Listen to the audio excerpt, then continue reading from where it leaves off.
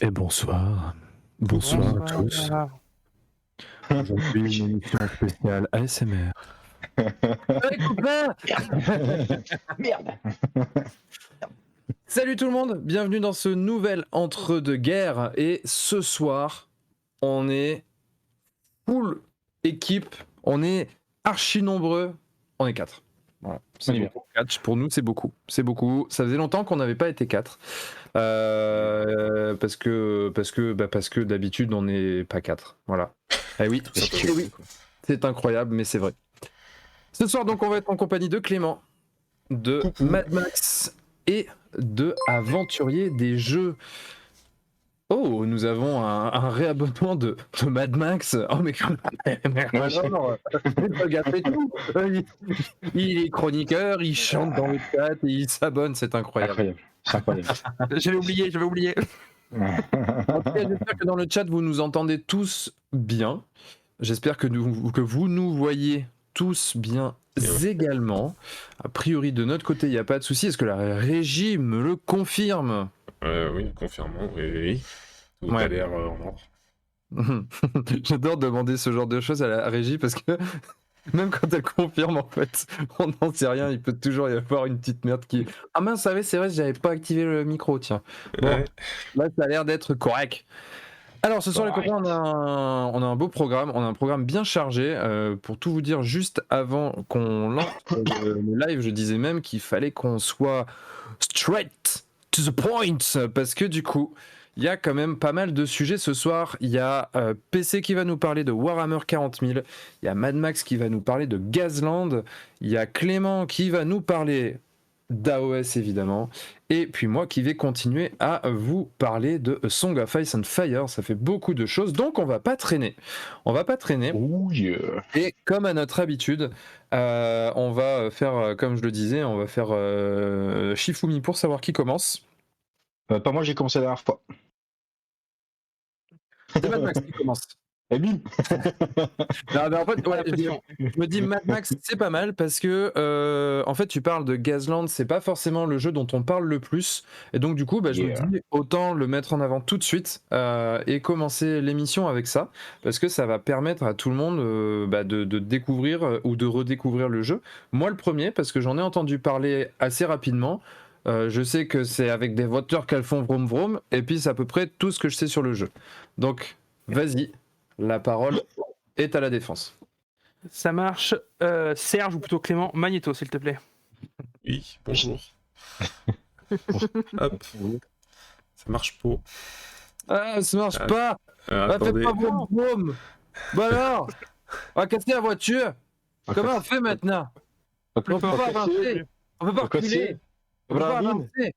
On peut pas Bradine, reculer. on va chercher le tracteur. Bradine. Alors.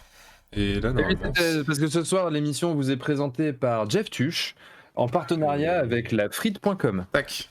Ça marche très bien. Ah, voilà. Merci. Merci Clément. Alors, allons-y, comme dirait l'autre. Donc, Gazland. Et voilà, Gazland, donc, c'est la fin de ce sujet. Merci. Je C'est laid. suis dans le Ah, film, c'est les gars. très laid. Ah, c'est très laid. Oh putain, c'est très laid. Oh, c'est. Allez, vas-y, je te coupe plus. D'accord. Donc, Gazland Refueled est un jeu de Mike Hutchinson, excusez mon anglais, édité par Osprey Game. Il a été traduit et édité en France par Astrolabe en juillet 2020 suite à un Kickstarter. Gazland Refueled est la V2 du jeu Gazland, qui en fait regroupe en fait les facs et les suppléments sortis ces dernières années pour le jeu. Alors moi je vous le dis tout de suite, c'est un jeu qui va réveiller votre âme de gamin. Je ne sais pas si vous vous souvenez de ce tapis qu'on avait tous à la maison pour jouer aux petites voitures. Oui, oui. Et bien là on va jouer avec nos petites voitures Hot Wheels à ce jeu. C'est des Hot Wheels customisés. Yes. Alors, pour rentrer un peu dans l'univers, il y a quand même un cadre comme dans tout jeu. Ça se passe sur Terre post-apocalyptique. La Terre et Mars, sa colonie, se sont tapés sur la gueule.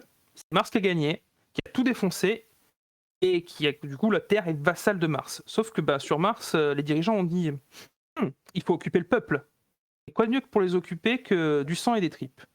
Du coup, ils ont mis en place un système de course à la mort sur Terre, où des écuries s'affrontent, car le vainqueur gagne sa place pour une vie de luxe sur Mars.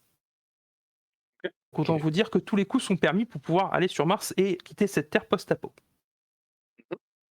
Maintenant qu'on a parlé... Quand tu dois non seulement sauver ta vie, mais en plus le faire avec l'optique de plus jamais avoir besoin de travailler, oui, je pense que tu te sors les doigts, oui. Effectivement, tout à fait. Clément, slide suivante. Donc voilà pour parler de l'éditeur des Hot Wheels. Et maintenant, passe à la troisième slide, s'il te plaît. Donc, Gazland, comment ça que ça se joue? Alors, j'expliquais tout à l'heure, on joue une écurie de 1 à 6 véhicules de différentes catégories.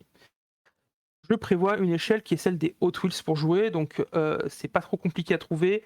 Ça se trouve dans votre grenier, dans les affaires de votre petit cousin. Dans les magasins King Jouet, par exemple. Voilà, dans le premier King Jouet qui passe, tu fais bonjour. Moi, pour vous dire, la plupart des bagnoles que j'ai acheté au Géant Casino à côté de chez moi. Voilà, petite pub de passage. Donc voilà. Donc, les voitures, elles sont à trouver. Vous prenez votre boîte à radio, vous sortez tout ce que vous avez dedans et vous faites des collages, des montages, comme ça vous amuse, comme ça vous plaît. Vous repeignez et vous avez votre voiture. Pour vous dire que c'est pas super compliqué d'avoir des figurines. On va parler maintenant un peu plus de points de jeu. Le système de points en fait s'appelle le CAN, qui est l'abréviation de Jerrycan. Le jeu se joue entre 25 et 100 cannes, mais ce qui est préconisé, c'est 50 cannes. Ce qui permet de jouer entre une grosse bagnole ou 3-4 petites, pour vous donner un ordre de grandeur. Donc, tout est pour tout dans le jeu, on a 16 véhicules différents, allant de la moto jusqu'au Warrig. Le Warrig, tout le monde se souvient de Fury Road. Voilà, le camion de Furiosa, c'est ça. Et sur ces 16 véhicules, les écuries, il y en a 13 différentes, qui sont appelées dans le jeu des perks. Et même si c'est pas obligatoire, ces écuries, elles apportent un gameplay spécifique chacune au niveau des compétences et des avantages. Okay. Ensuite, on va parler de quelque chose qui va peut-être vous intéresser, mais juste avant une petite précision, contrairement à Mars Code Aurora où c'était du générique, Gazland nécessite des gabarits, des dés spéciaux propres au jeu. Ah, pas compliqué à trouver. Ça va à Clément, ça. Voilà, mais c'est surtout qu'en fait, vous pouvez les imprimer depuis le site, ou même vous scannez votre bouquin, parce qu'ils sont à la fin pour les gabarits. Il y a la table de conversion pour les dés, donc autant vous pouvez les acheter facilement dans n'importe quelle boutique qui vend du Gazland, mais en soi, vous pouvez le faire vous-même, c'est pas un souci. Maintenant que j'ai parlé de ce petit détail, je vais pouvoir enchaîner sur la suite, en l'occurrence, comment que ça marche. Serge, image 4. Clément, je vais arrêter de l'appeler Serge le pauvre.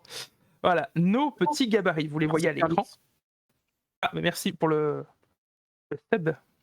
Donc je disais, pour les gabarits, vous voyez, il y en a plusieurs. C'est assez simple d'utilisation. Les phases, on va commencer par les phases. Les phases de jeu se découpent en 6, puisque sur une voiture, il y a 6 vitesses.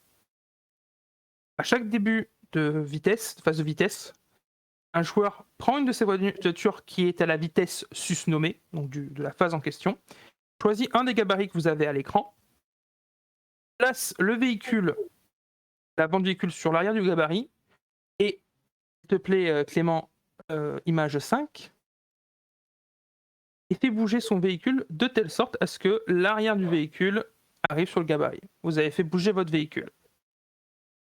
Pas trop compliqué. Ah, tout le monde, ça va pour vous? Je suis perdu là. Je suis perdu là. Là, c'est C'est possible. Non, c'est fini. Waouh. Alors, les gabarits, bien sûr, vous avez vu, on a plusieurs. Parce que à toutes les vitesses, on ne peut pas utiliser tous les gabarits. Plus vous allez vite, plus le gabarit pour faire un angle droit, il est compliqué à utiliser. Et c'est là où ça devient intéressant. Image 6, s'il te plaît, Clément. Je vous parlais des dés tout à l'heure. Ces dés ont 4 faces sur eux, et une voiture a le choix de les utiliser ou non. C'est ce qu'on appelle des dés de manœuvre. Donc, chaque voiture a un nombre de dés de manœuvre qu'elle peut lancer en fonction de si elle est maniable ou pas. Bien entendu, une moto jettera plus de dés qu'un camion. Les 4 faces, elles sont quoi? La toute première, c'est le jeton danger. Ce sont des jetons qui se cumulent au fur et à mesure, sur différents moments de la partie. Et une fois que la voiture est à 6 jetons, elle perd le contrôle. J'y viendrai plus tard. Tu peux recliquer Clément. Le second, c'est le dérapage.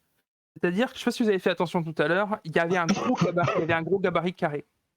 Et dans l'image qu'on vous a montré juste avant, vous avez vu notre gabarit a une encoche. Oui. Si la voiture vient à déraper, en fait, on encastre ce gabarit, elle finit pas son mouvement et elle part sur le côté. Ensuite, hop, merci Clément. Deuxième, c'est la rotation, c'est que la voiture finit en tête à queue au bout de son gabarit, au lieu de finir avec l'arrière sur le gabarit, c'est sur le flanc droit ou le flanc gauche. Enfin, le meilleur copain du joueur Gazland, c'est l'embrayage. L'embrayage, il y en a un sur le dé, mais il y en a aussi sur certains gabarits. Ça peut permettre plein de choses. Déjà, d'annuler les jetons danger, ou d'en enlever si vous en avez. Annuler les effets d'embrayage et de rotation. Et ça vous permet aussi et surtout de rétrograder ou d'accélérer. Comme je vous ai dit tout à l'heure, il y a 6 phases de vitesse. Pour jouer, une figurine doit être à la vitesse susnommée. Donc, quand vous démarrez la partie, vous êtes à vitesse 1, comme tout démarrage. Et à chaque tour, il va falloir que votre voiture accélère pour pouvoir jouer les phases suivantes du tour. Voilà. En fait, maintenant que vous avez compris ce système-là, vous avez quasi compris comment bouger une voiture à Gazland et vous avez compris 90% du jeu. Le seul point qui reste, c'est que vous allez me dire, ok, je joue des voitures, il y a d'autres voitures, c'est du post-apo, je veux rentrer dans la voiture d'en face. C'est prévu dans les règles. C'est-à-dire que dans mode manœuvre, votre gabarit touche une figurine adverse, ou votre voiture, de par sa taille, touche une figurine adverse. Vous prenez le poids de la voiture, la vitesse, l'angle de tir. C'est un tableau à 3 colonnes. Ça vous donne le nombre de dés que vous lancez. Sur 4+, vous touchez le véhicule, vous faites des dégâts au véhicule adverse. Sur 6, il esquive des dégâts. Ah, mais bon, je vous ai expliqué la phase de manœuvre, c'est bon, j'ai fini d'expliquer le jeu. Wow. Sur 4+, ça lui fait des dégâts. Sur 6, il esquive. Et sur 5, sur 1, 2, 3, il y a quoi alors?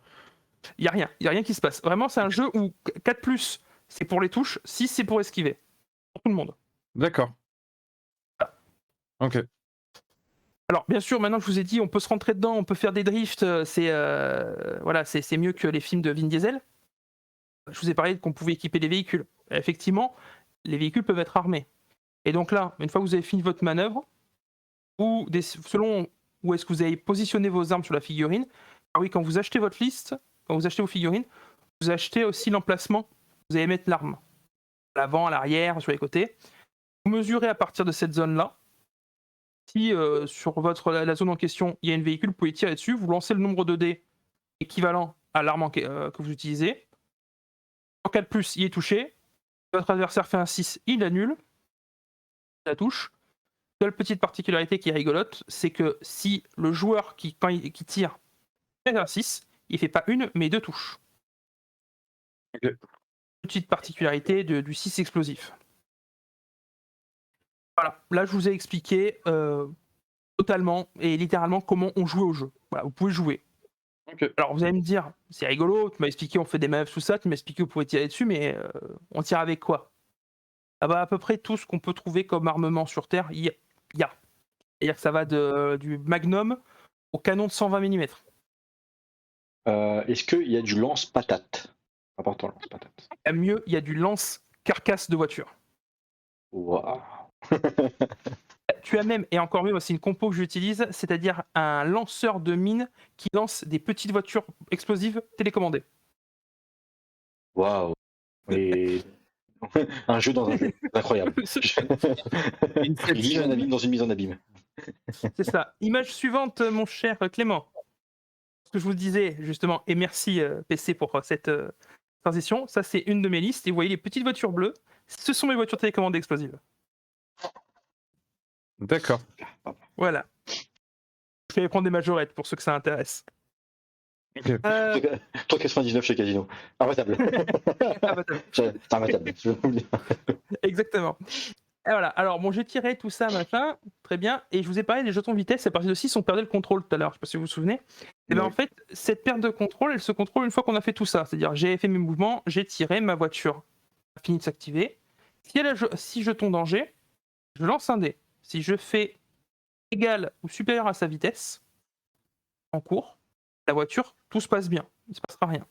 Par contre, si je me loupe, c'est-à-dire que je loupe mon jet, la voiture part en tonneau, prend des dégâts, potentiellement on va se manger les barricades, ou un véhicule sur le terrain, puisque c'est totalement aléatoire, ça part un peu en sucette, le tonneau. Et en plus, la voiture retombe à vitesse 1, ce qui est toujours embêtant en plein milieu de la phase de vitesse. Voilà, donc le jeton danger, il arrive très vite, parce que, je ne vous ai pas dit tout à l'heure, je le gardais pour maintenant, quand vous faites un dérapage, quand vous faites une rotation, ou que vous accélérez, vous prenez des jetons danger. Oui, ok. Voilà, donc vous voyez, le jeton danger, il arrive, les 6 arrivent très vite, mais il y a des équipes et du matériel qui permettent en fait de les utiliser comme arme de destruction massive. C'est-à-dire que vous êtes un furieux, vous faites peur aux autres. Alors maintenant, on va passer. Pourquoi j'imagine bien PC dans ce rôle, tu vois. Ah ouais.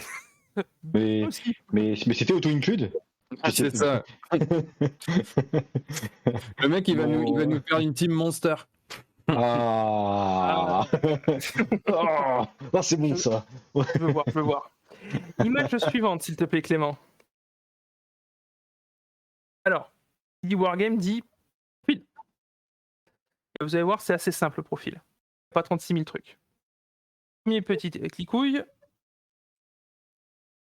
On a le poids du véhicule. Le poids du véhicule, ça sert à quoi? Ça sert si votre votre véhicule explose ou si vous rentrez dans un autre véhicule.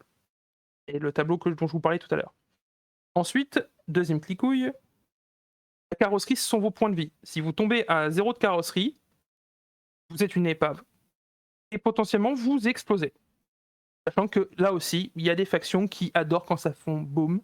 Donc vous avez des véhicules qui vont être gavés de munitions explosives, qui vont foncer dans le tas et espérer exploser pour faire boum au milieu des autres. Ok. Ensuite, on a la manœuvrabilité. Ce que je vous expliquais, c'est le nombre de dés que vous lancez pour les manœuvres. Ensuite, nous avons la vitesse maximum que peut atteindre votre véhicule. Donc, comme je vous disais, les phases de vitesse, ça va de 1 à 6. Donc certains véhicules ne peuvent pas jouer toutes les phases. Un camion étant trop lourd, il ne pourra jamais suivre une moto ou un buggy qui peut lui aller très vite et est très maniable. Ensuite, on a l'équipage.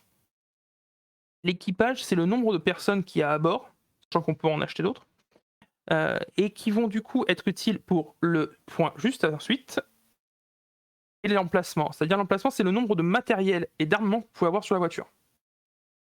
Si vous avez, je sais pas moi, 2 mitrailleuses, il vous faut 2 membres de l'équipage pour pouvoir la manœuvrer. Donc ici, notre voiture, si elle a 2 mitrailleuses, elle peut tirer 2 fois parce qu'elle a 2 équipages. Voilà. Sachant qu'il y a du matériel qui est trop gros, qui coûte plusieurs emplacements, mais qui nécessite qu'une seule personne pour être manié. Je prends l'exemple notamment du canon de 120 mm. Pour ceux qui ne savent pas, c'est le canon du Charles Leclerc. Ok. Voilà, sur un bus, je l'ai fait.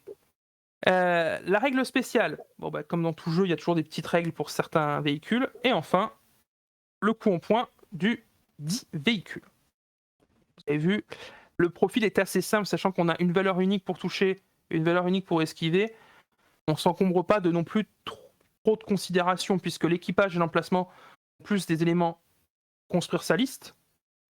Et on se sert réellement dans la partie que de la manœuvrabilité, de la vitesse et à l'occasion du poids. Ça fait 3 caractéristiques à vraiment s'utiliser dans la partie. Ok. C'est assez simple comme profil. C'est ça qui est quand même assez sympa. Carrément. Voilà. Carrément, c'est hyper simple. C'est hyper simple. Alors, on va rentrer dans le chouïa de complexité qu'il y a dans le jeu. C'est-à-dire qu'on a un profil simple, mais derrière, comme je dis, on a 16 véhicules différents avec leurs spécificités. Et on rajoute à cela, grosso modo, 13 écuries sponsors. Alors, je ne vais pas vous faire la liste des 13 sponsors, parce qu'on y sera encore demain matin. Et puis surtout, leur fluff vaut le coup d'œil. Juste pour teaser un peu pour ceux qui seraient intéressés déjà par le jeu. On va du bon gros Texan avec du surplus de l'US Army pendant la guerre, à la pirate de la route, en passant par des voitures fantômes. Voilà. Ok.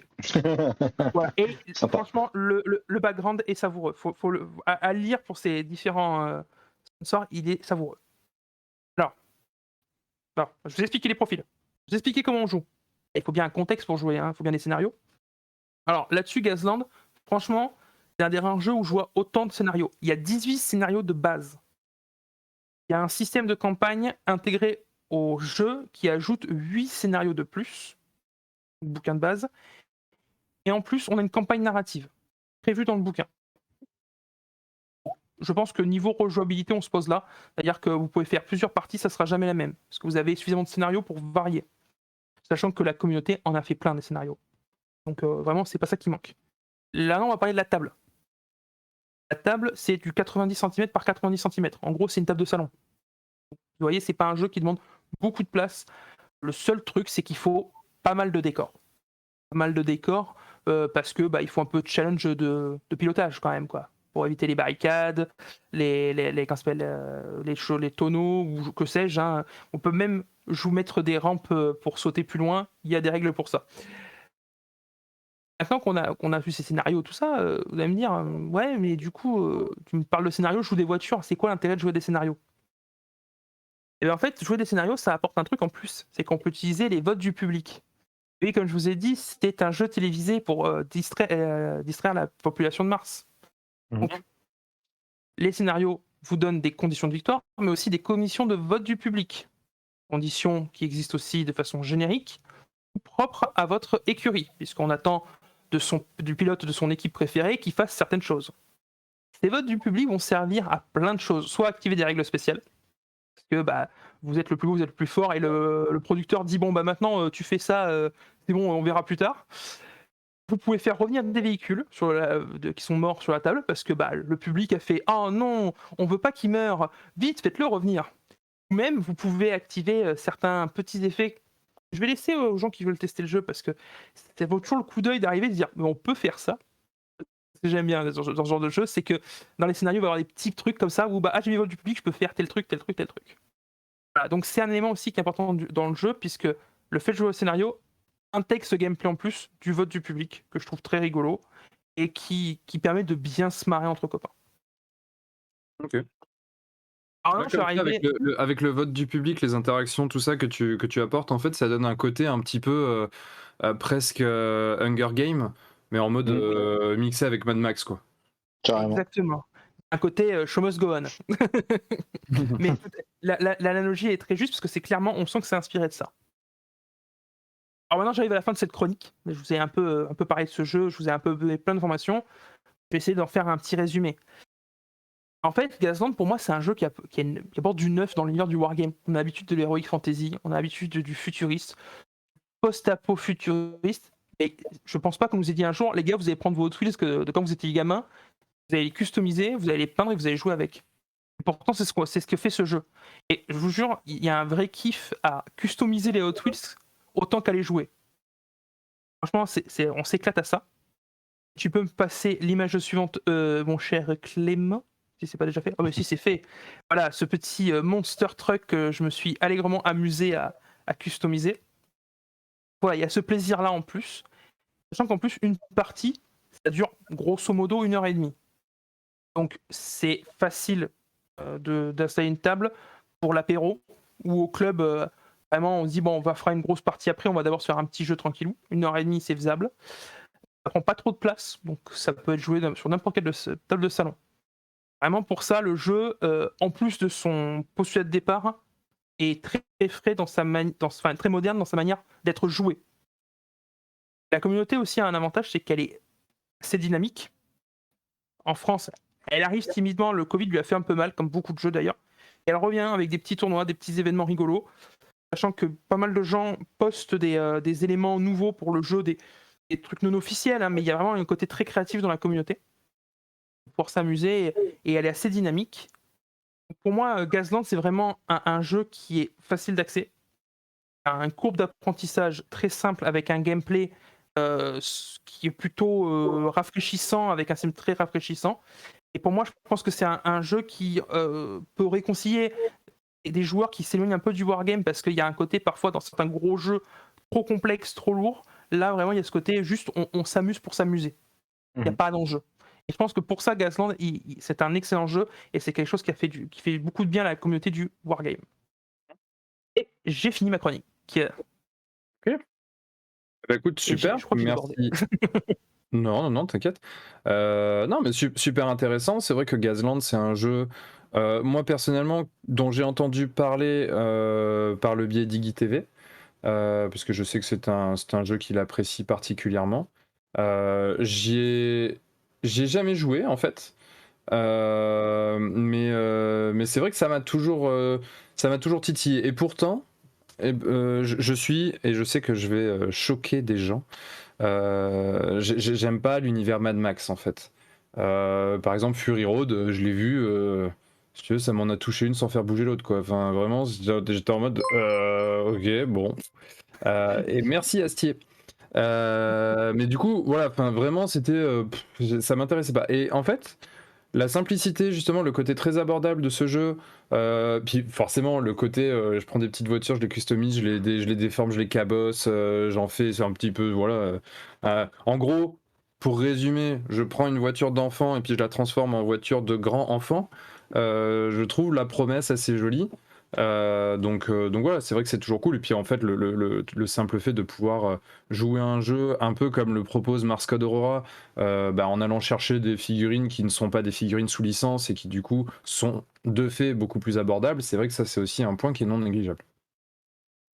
Oui, complètement. Je suis complètement d'accord avec toi. Je sais pas ce que vous en pensez, vous Clément, PC?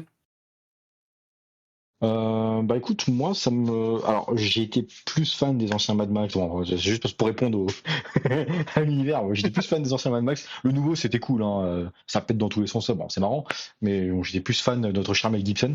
Après non, honnêtement, je connaissais pas du tout. Alors là pour moi, on vient de m'apprendre un univers. Par contre, je suis plus attiré par le fluff que par le jeu. Parce que là en fait on m'a vendu du rêve avec du fluff, et je me dis ah putain, ça a l'air vraiment stylé. Attends, j'étais juste l'acheté pour regarder le fluff, tu vois. Alors, attention, le jeu a l'air cool, hein. En fait, je me dis, c'est vrai que quand tu sors de la bulle, on va encore en parler de tout ce qui est Warhammer, univers Games Workshop avec des jeux bien lourds, tu sors un peu dedans et tu tombes sur la facilité. Bah, franchement, je pense que ça va être cool. Petit après-midi, tu sais, honnêtement, je me vois bien jouer ça un petit après-midi entre potes, bière et saucisson, tac, tac, tac, tu sors et puis tu vas aller défoncer la voiture de l'autre et compagnie avec un patator ou un mec qui jette des mines par la bagnole, honnêtement. Non, franchement, tu vois, je trouve ça cool. Je trouve ça fun et à la limite, même, je te dirais, pourquoi pas jouer avec son gamin avec ça. Au lieu de sortir la grosse table de Warhammer, tu vas choper ces petits véhicules, tu vas lui taxer rapidement et puis C'est ça, ouais. pourquoi pas. Justement, ouais, c'est genre, bon écoute Kevin, tu vas me ranger ton petit tapis de merde là, il y en a marre que tu passes avec la voiture de pompier, tu roules sur les gens, ça sert à rien, je vais te montrer ce que c'est la vraie vie mon gars. On va te tirer un grand coup de mitraillette dans la tronche, tu vois, papa il est trop fort. Non mais tu vois, ça peut être le délire. Et il y a beaucoup de papas qui initient leurs enfants à la figurine via Gazland, justement. Ok. Ouais, mais c'est normal, ça m'étonne pas. Ça m'étonne pas. Yes, bah écoute, encore merci en tout cas, j'espère que dans le chat ça vous a plu au moins cette présentation et peut-être même donné envie d'y jouer. Vous nous direz tout ça justement dans les commentaires, même sur la rediffusion, faut pas hésiter à commenter évidemment. Et comme ça, du coup, on va enchaîner direct parce que comme je vous l'ai dit, on a un gros programme, donc on va pas perdre de temps. On va tout de suite enchaîner et on va enchaîner avec. Tiens, on va faire la news de Clément. News de Clément. Alors, la news de Yes. Clément, c'est du AOS, hein. La grande surprise. Vous connaissez. Non, c'est pas possible. Incroyable. Incroyable encore. C'est pas une très grosse news, je l'ai déjà vu, ça date de lundi ou mardi. Et en gros, on a, alors, pour l'historique, on a les deux derniers BT, donc Skaven et Sylvanet, qui sont sortis samedi dernier. Et dès le lundi ou mardi, du coup, je sais plus, le 27, c'était quand le 27 ? C'était lundi, c'est bon, je ne me trompe pas. Dès lundi, en fait, ils nous ont annoncé du coup la prochaine boîte de AOS, et donc, du coup, les deux prochains BT qu'on va avoir. Voilà. Peut-être mettre ça pour nos spectateurs, ça peut être intéressant. Hop. C'est vrai que là en ce moment ça va vite hein, du côté d'AOS, on se plaignait qu'il y avait pas assez de BT, qu'il y avait pas trop de sorties, qu'en gros ils étaient en train de lâcher un peu du lest, notamment au profit de Warhammer 40 000 tout ça. Et en fait là, on a même pas, enfin moi perso j'ai même pas encore la boîte précédente, qu'il y a déjà une nouvelle boîte qui est annoncée, enfin ça dépote. Ça va assez vite.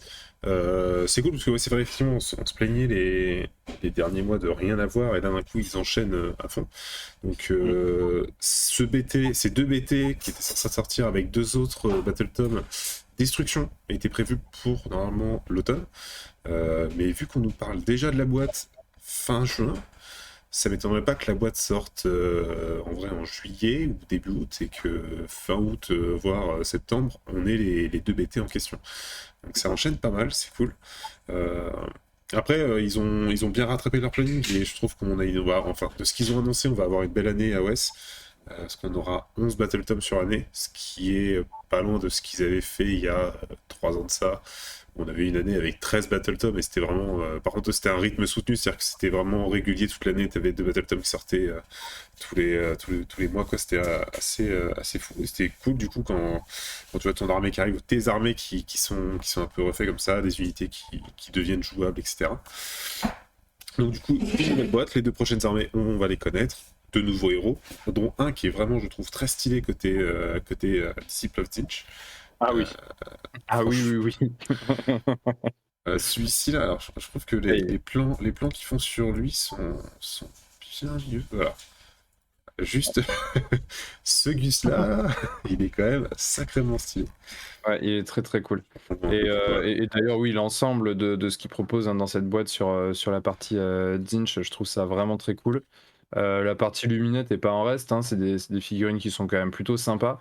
C'est 2 styles différents, un peu assez proches finalement dans ce qu'ils proposent. Des mecs assez armurés, tout ça, mais vraiment complètement différents dans le traitement du truc. Et pour le coup, ouais, les disciples de Tzeentch là, ils ont l'air d'être vraiment cool.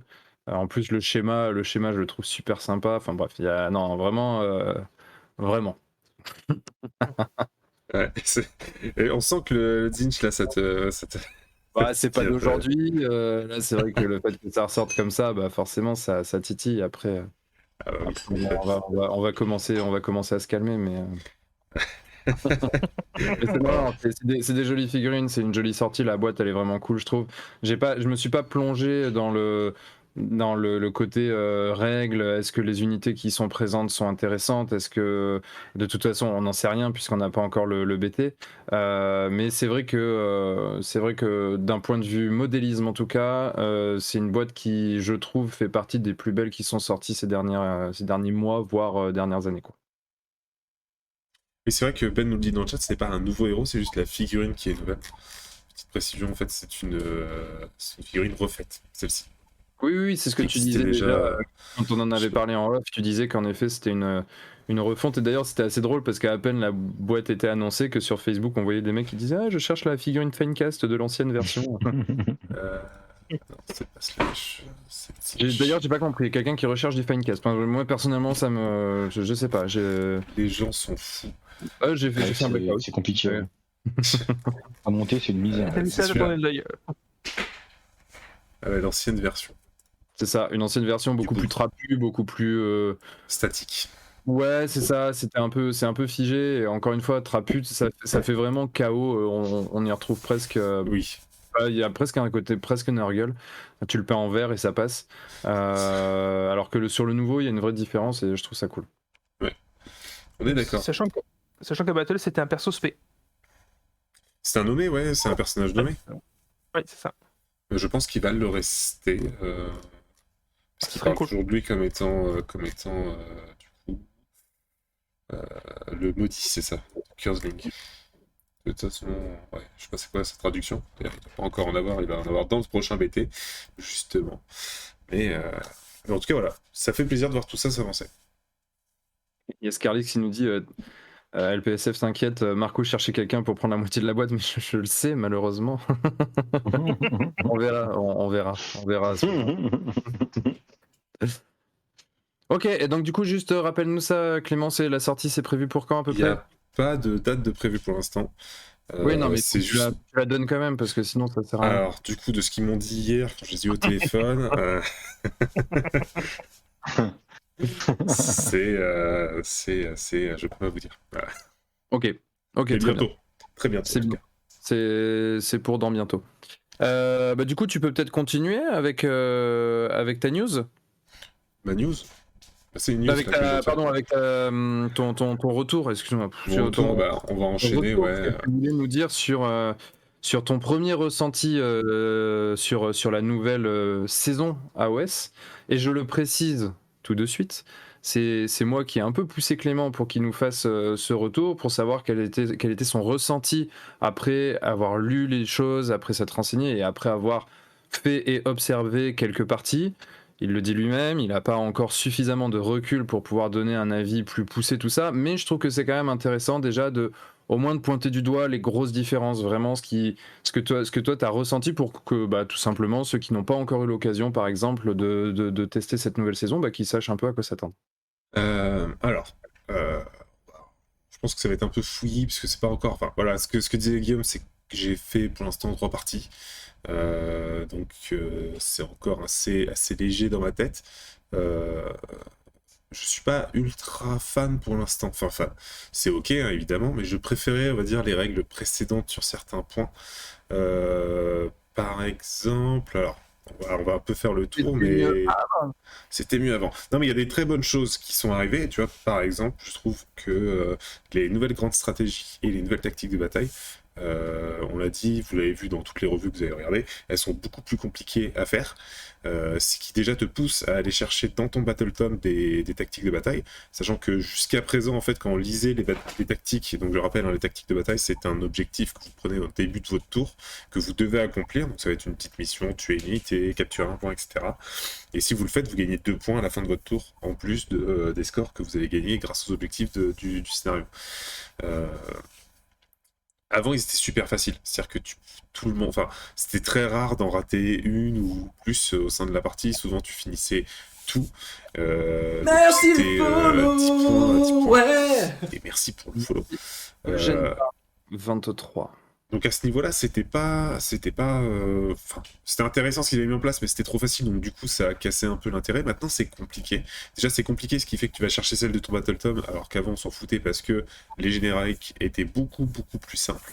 Donc là maintenant tu vas quand même aller les chercher, même si elles sont pas forcément sûres, c'est le mieux que tu puisses faire. Donnez-lui un monstre, un monster.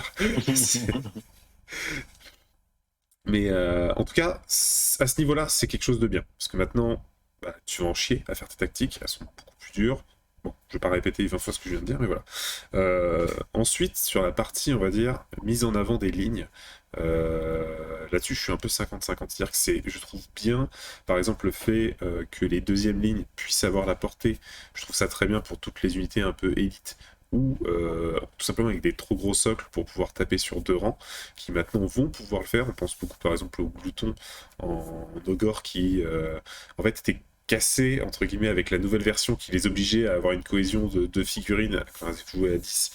Du coup t'avais la moitié qui tape pas, c'est chiant. Ça maintenant c'est corrigé, ce qui fait que t'as des unités qui vont tout simplement doubler leur létalité, ce qui est une très bonne chose. Et en plus de ça, ils ont gagné le mot-clé vétéran. Je reviendrai dessus un petit peu après. Ensuite, dans les choses un peu plus négatives, j'ai envie de mettre les 2 bataillons, parce que je trouve, encore une fois, c'est un point de vue que j'ai au bout de quelques parties, pas beaucoup de parties, mais je trouve que les 2 nouveaux bataillons, en fait, vont vraiment exploser vos games. Déjà, si vous jouez pas à 2000 points, ils vont avoir un impact ultra important sur une partie. Je les rappelle, le premier permet d'utiliser une unité vétéran. Donc les vétérans, ce sont des battle lines de 4 PV au moins, qui n'ont pas de monture. Ces unités-là vont pouvoir compter pour 3 sur les objectifs. Donc t'imagines ton pack de 20 zombies, ils sont tous pour rentrer là-dedans, et ils vont compter pour 60 sur les objectifs. Ouais. Donc là, ça fait mal. Ce genre de truc-là, c'est très impactant. Et tu en as un autre qui est fait du coup pour contrer un peu les vétérans, qui lui en fait est disponible à toutes les unités qui ne sont ni Behemoth, ni héros, ni artillerie.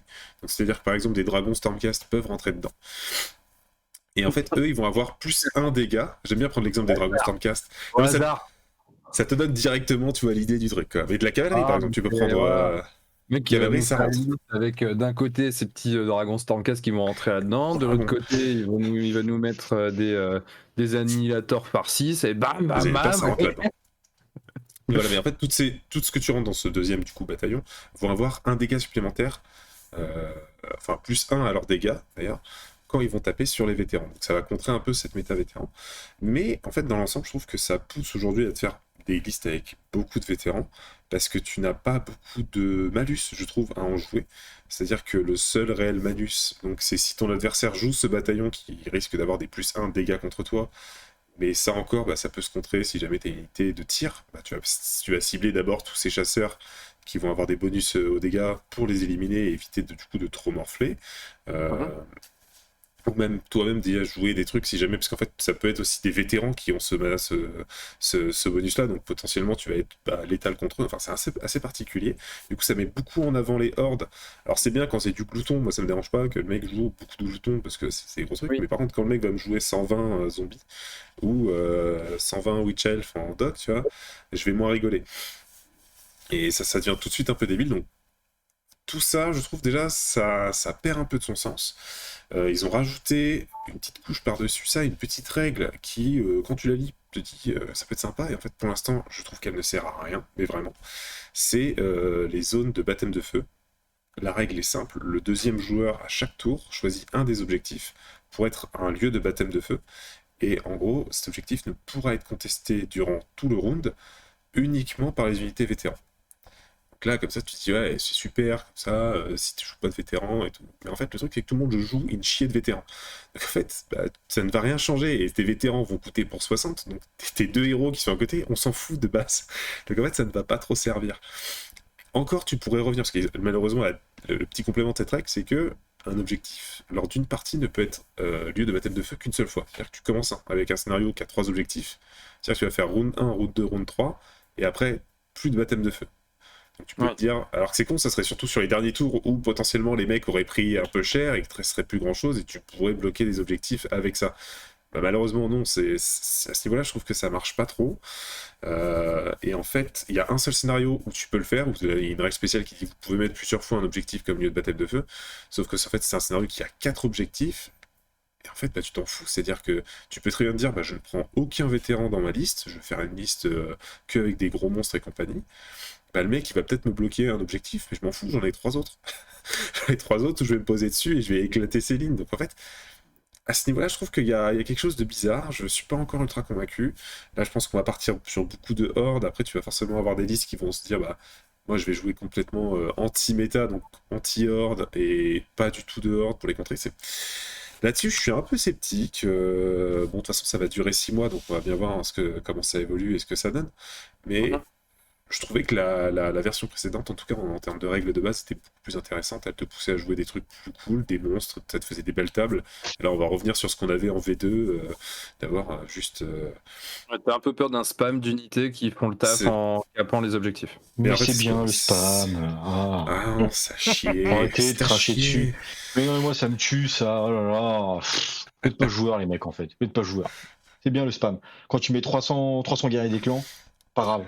Pas grave, on s'en fout. Pas grave. 300 guerriers des clans qui comptent pour 3 sur les objectifs. Ça compte quand même que pour un. D'accord. Non, le donc, vrai spam, c'est celui qui joue pour le dragon. c'est ça. Que du dragon. Non, ça c'est un bon spam, ça. Non, voilà. C'est mon premier retour. Je pense qu'on reviendra dessus quand j'aurai un peu plus fait de partie, que j'aurai un peu plus vu ce que ça donne. Mais là, on va dire au tout début, je suis un peu mitigé parce que je trouve qu'il y a des très bonnes choses sur les complexités des actions telles que les grandes stratégies et les tactiques de bataille qui sont un très bon point. Par contre, tout le reste, en fait, ça t'augmente une létalité, ça te rend des parties d'ailleurs en dessous de 2000 points vraiment très dangereux. C'est-à-dire, on l'a vu d'ailleurs au dernier rapport de bataille, on était en 1500 points et on s'est retrouvé avec une unité de Putrid qui était dans le bataillon qui permettait de faire un dégât supplémentaire, qui se retrouvait à wipe un pack de 20 Namarty en one shot. Ils ont fait 16 dégâts, en fait, c'est passé à 32, fin de l'histoire. C'est bien, merci, good game. Ouais, tu vois ça, t'es en mode. Ah oui, et en fait, ce genre de truc, malheureusement, sur des petits formats, ça va foutre la merde. Donc moi, je vous conseille en tout cas de ne pas utiliser ces bataillons sur les petits formats, parce que ça va vraiment vous foutre des moments comme ça où il va y avoir un déséquilibre incroyable. Mais ça va même avec l'autre qui te fait compter pour 3. Hein. Si tu joues des unités un peu populeuses, moi je vais arriver avec mes 5 Stormcast et tu vas me dire, ah t'es 5, moi je compte pour 80. Allez, salut. Et ça va être un peu particulier. Ok. Et parce que c'est pas le dragon. On fait tous. Affaire à suivre en tout cas. Non, mais c'est vrai, c'est intéressant d'avoir ton retour là-dessus. On va voir si, comme tu dis, du coup, la méta entre guillemets s'équilibre un peu avec du coup des listes qui vont venir contrer la surprésence de ces vétérans qui vont essayer de jouer là-dessus pour les buter, se faire plus de points, machin, tout ça. Et que du coup, ça va un peu calmer le jeu ou pas du tout. Après, comme tu le dis, cette saison, a priori, va pas durer hyper longtemps. Donc peut-être que c'est aussi pour ça. Peut-être que c'était un coup d'essai de Games pour voir un peu ce que ça peut donner et puis pour rectifier derrière. J'imagine que c'est une entreprise qui cherche toujours aussi à se renouveler. Et quand tu cherches à te renouveler, tu fais des tests. Parfois ça marche, parfois ça marche pas. On verra du coup dans 2-3 mois si on considère que c'était un essai valide ou non. Ça a permis, tu vois, moi je trouve quand même sur l'ensemble, c'est ce que je dis, je suis mitigé parce qu'il y a quand même 50% de choses bien en fait. T'as les tactiques, t'as ce que je disais, la portée quand t'es en deuxième rang, ce genre de choses. C'est du bon, c'est du très bon. Les scénarios, c'est vrai que je n'ai pas parlé des scénarios. On va faire vite fait un point là-dessus, mais il y a de très très bons scénarios dans cette version. Des choses qui changent, des nouvelles façons de jouer. Et franchement, en lisant le bouquin, j'avais quasiment tous envie de les tester, quoi. Alors qu'il y en avait beaucoup dans l'ancien qui ne m'intéressaient pas du tout au premier regard. Là, il y a, je pense, facilement les 3/4 que j'ai envie de jouer. Et c'est ça aussi, c'est quelque chose d'assez plaisant parce que on va tester plein de trucs différents là-dessus et pas rester sur 2-3 bons scénarios qu'on trouvait assez cool et assez équilibrés, quoi. Mais voilà, on en reparlera évidemment plus tard. Dans 6 mois quand ce sera fini. N'hésitez pas aussi à nous dire dans le chat ou en commentaire si vous êtes en replay de nous donner votre avis, quoi, tout simplement, nous dire un petit peu ce que vous en pensez, si vous avez le même avis que Clément ou si au contraire vous avez déjà senti que la méta allait évoluer, que justement ça a évolué dans un sens ou dans l'autre, si ça vous plaît, si ça vous plaît pas, bref, n'hésitez pas à nous dire tout ça. En tout cas, merci Clément pour la news et pour ton retour sur cette saison, en tout cas sur ce début de saison. Yes. On va enchaîner avec me 40 000, mon gars, ouais. Alors je parle comme ça parce qu'apparemment Aventurier des Jeux est maintenant un gérant de Buffalo Grill, à en croire Scarlix. Ouais, de ouf. Donc pour la peine, tu vas nous faire l'intégralité de ta chronique avec l'accent texan. It's not possible. Sûr qu'on veut vraiment ça ou pas? Ça va être un peu compliqué. Alors par contre, je suis deg parce que du coup, alors comme si vous le savez pas, je suis à l'hôtel actuellement. Ça se voit, ça c'est pas ma maison. D'habitude, il y a toujours un petit décor. Alors j'espère que vous m'entendez bien et que mes gestes sont pas trop flous. Ça va, super. Ça va. Bien. Et le pire, c'est que ma tablette vient de s'éteindre, donc du coup, ça va être a cappella. Allez, c'est parti. Alors c'est comme tu veux, Ça va bien se passer. Soit tu le fais comme ça en freestyle sans ton support, ou alors tout simplement tu gardes ça pour une prochaine émission. C'est pas. Ah non, ça fait 2 fois qu'on repousse à la 3e, jamais. Okay. Non, c'est mort. C'est bien. Non, je vais le faire en freestyle à la Eminem. Parce que t'as plus de batterie, je peux faire ma partie et comme ça permet de recharger ta tablette en attendant. C'est comme je crois que tu la connais pas la tablette. En fait, tu sais, c'est un peu comme le Mechanicum, tu vois, faut louer l'ange de l'Omni-Messi avant qu'elle veuille fonctionner. Donc je pense qu'un de ces quatre, elle va finir à la benne, ça va aller rapidos. Mais non, je vais faire. On va dire beaucoup ce que t'as dit, donc vas-y. Mad Max a compris. Bon, voilà, on va dire qu'il y a 50-50. Voilà, stop. Alors, chers amis, on va parler un petit peu de Nabo du futur, parce que moi j'adore ça, parce que vous aimez ça aussi, je le sais, au fond de vous, tout le monde est un peu Nabo d'ailleurs, au fond de soi. C'est parti la régie, allons-y. Si tu dis si, comme ça tu fais si. C'est parti la régie, en avant. Ah oui, alors le problème c'est que du coup j'ai pas de retour, donc ça va être beau aussi. C'est bon sur la première image. Je vous dis c'est un beau freestyle. Un beau freestyle. Le programme est proposé en audio description. Je te jure. Putain la honte.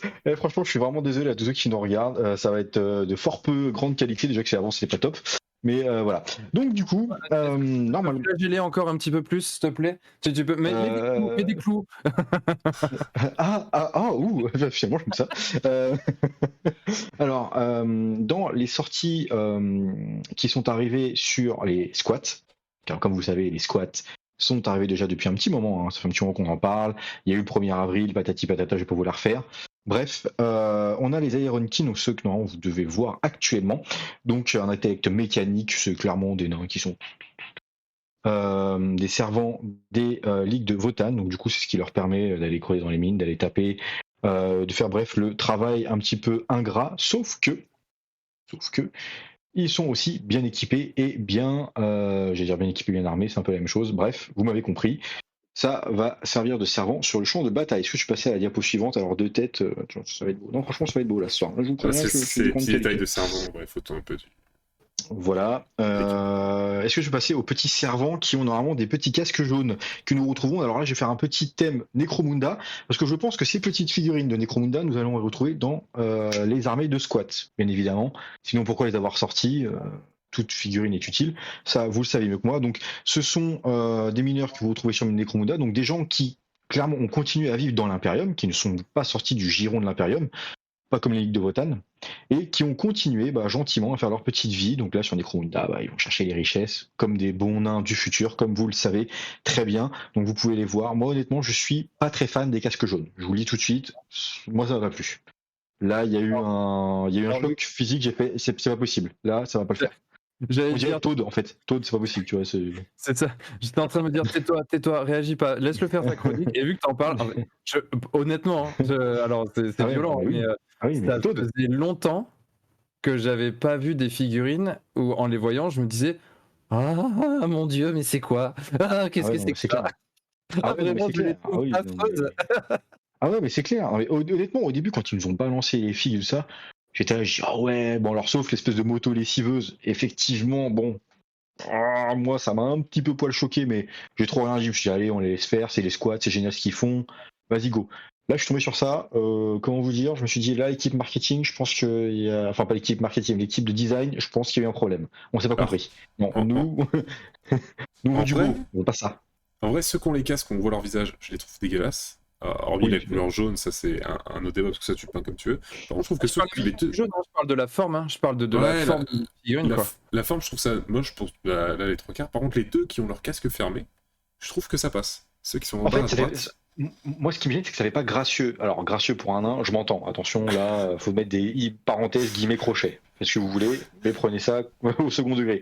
Il y a quand même de la beauté, tu vois. Moi, je me souviens des mineurs nains, comment dire, des marteliers nains. C'était beau, tu vois. C'était, tu te pensais dans le Seigneur des Anneaux, comment dire, un beau mur de bouclier, ça tapait, ça dégageait tout ce que. Là, honnêtement, ça me donne pas envie. Tu les peins un petit peu avec des points rouges sur un casque blanc, tu leur mets une petite chemisette bleue et on joue à Super Mario. Donc tu vois, c'est là le problème. J'ai fait non, c'est pas possible. Stop, on arrête. Mais Au revoir. dans le chat, les gens vont aussi dans ce sens-là, hein, notamment Ben Illustrator qui dit, alors il dit c'est comme les gilets jaunes sauf qu'ils ont les casques, mais surtout il dit ce sont des mignons en armure en fait. C'est ça. Ah oui. Ah, putain. Franchement, tu leur fais la salopette bleue et ça passe. Après, Non, on m'a toujours dit c'est- que j'avais un petit air de Groot, donc tu pourras peut-être les jouer. Là, finalement, peut-être les acheter. Bon, on verra bien. Oh, Alors, on verra. un air de Groot ou de grue? Parce Je crois que que c'est pas pareil. Un c'est de Groot. Ah merde, de Groot. Troisième Je t'appelle bavure, Groot. je pense qu'aventurer des jeux, ça va pas le faire là. Merde, de grue, pas de Groot, putain. Enfin, mais- grue, oui, groupe quoi, mais c'est. Je s'appelle Grue aussi, si tu veux, je peux le faire. Ça. On est dans le multivers, de toute manière, on en a rien à foutre. Voilà, cet homme a pris trop de Monster. Ensuite, est-ce que tu peux passer, s'il te plaît, et Alors. aller jusqu'à les nouveautés qui sont sorties il y a peu de temps? Je vais y arriver, c'est un peu dur là, on sent que c'est la fin de soirée. Les Earthskin Warriors, donc du coup, c'est des clones. Voilà, boum, je vous mets dans le. Voilà, ce sont des clones. Hop, cloné. Donc, on va avoir des jolis. Et là, par contre, je les trouve plutôt beaux. J'espère que mes paroles sont en lien avec la diapo, parce que franchement, en capella, c'est chaud, les mecs. Je vous le dis. Promis, plus dans cette situation. Mais clairement, là, par contre, je trouve qu'il y a vraiment du nain du futur. Là, on retrouve l'essence même. Les premières figurines qu'on a vues au tout départ, donc le mec seul avec son gros gun comme ça, là, on retrouve quand même quelque chose de plus sympathique, qui se rapproche beaucoup plus de ce que j'attendais. Quand on lit un petit peu ce que nous tease Games Workshop, clairement, ça va encaisser bien comme il faut, parce que il y a une petite phrase, alors je vais pas vous la ressortir exactement, mais de tête, il me semble qu'il parlait des armures Astartes en disant voilà, les armures des Space Marines sont au niveau développement de l'Imperium ce qui se fait de mieux, mais les armures des ligues de Votann sont entre guillemets équivalentes. Donc c'est-à-dire que ces nains-là encaissent bien et sont bons.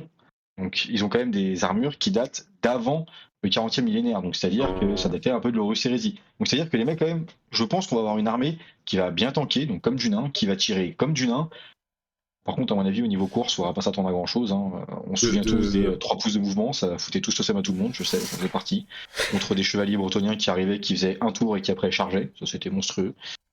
Mais de ce qu'ils ont précisé dans l'article aujourd'hui, ils disent même que en gros que la technologie Votann est bien au-dessus de la technologie de l'Imperium et même de la technologie du Void. Le Void, c'est les Eldar, si je me trompe pas, la technologie du Void. Donc c'est Non, Void Shield, c'était le Mechanicum. Je crois que Mad Max, tu t'y connais autant que moi.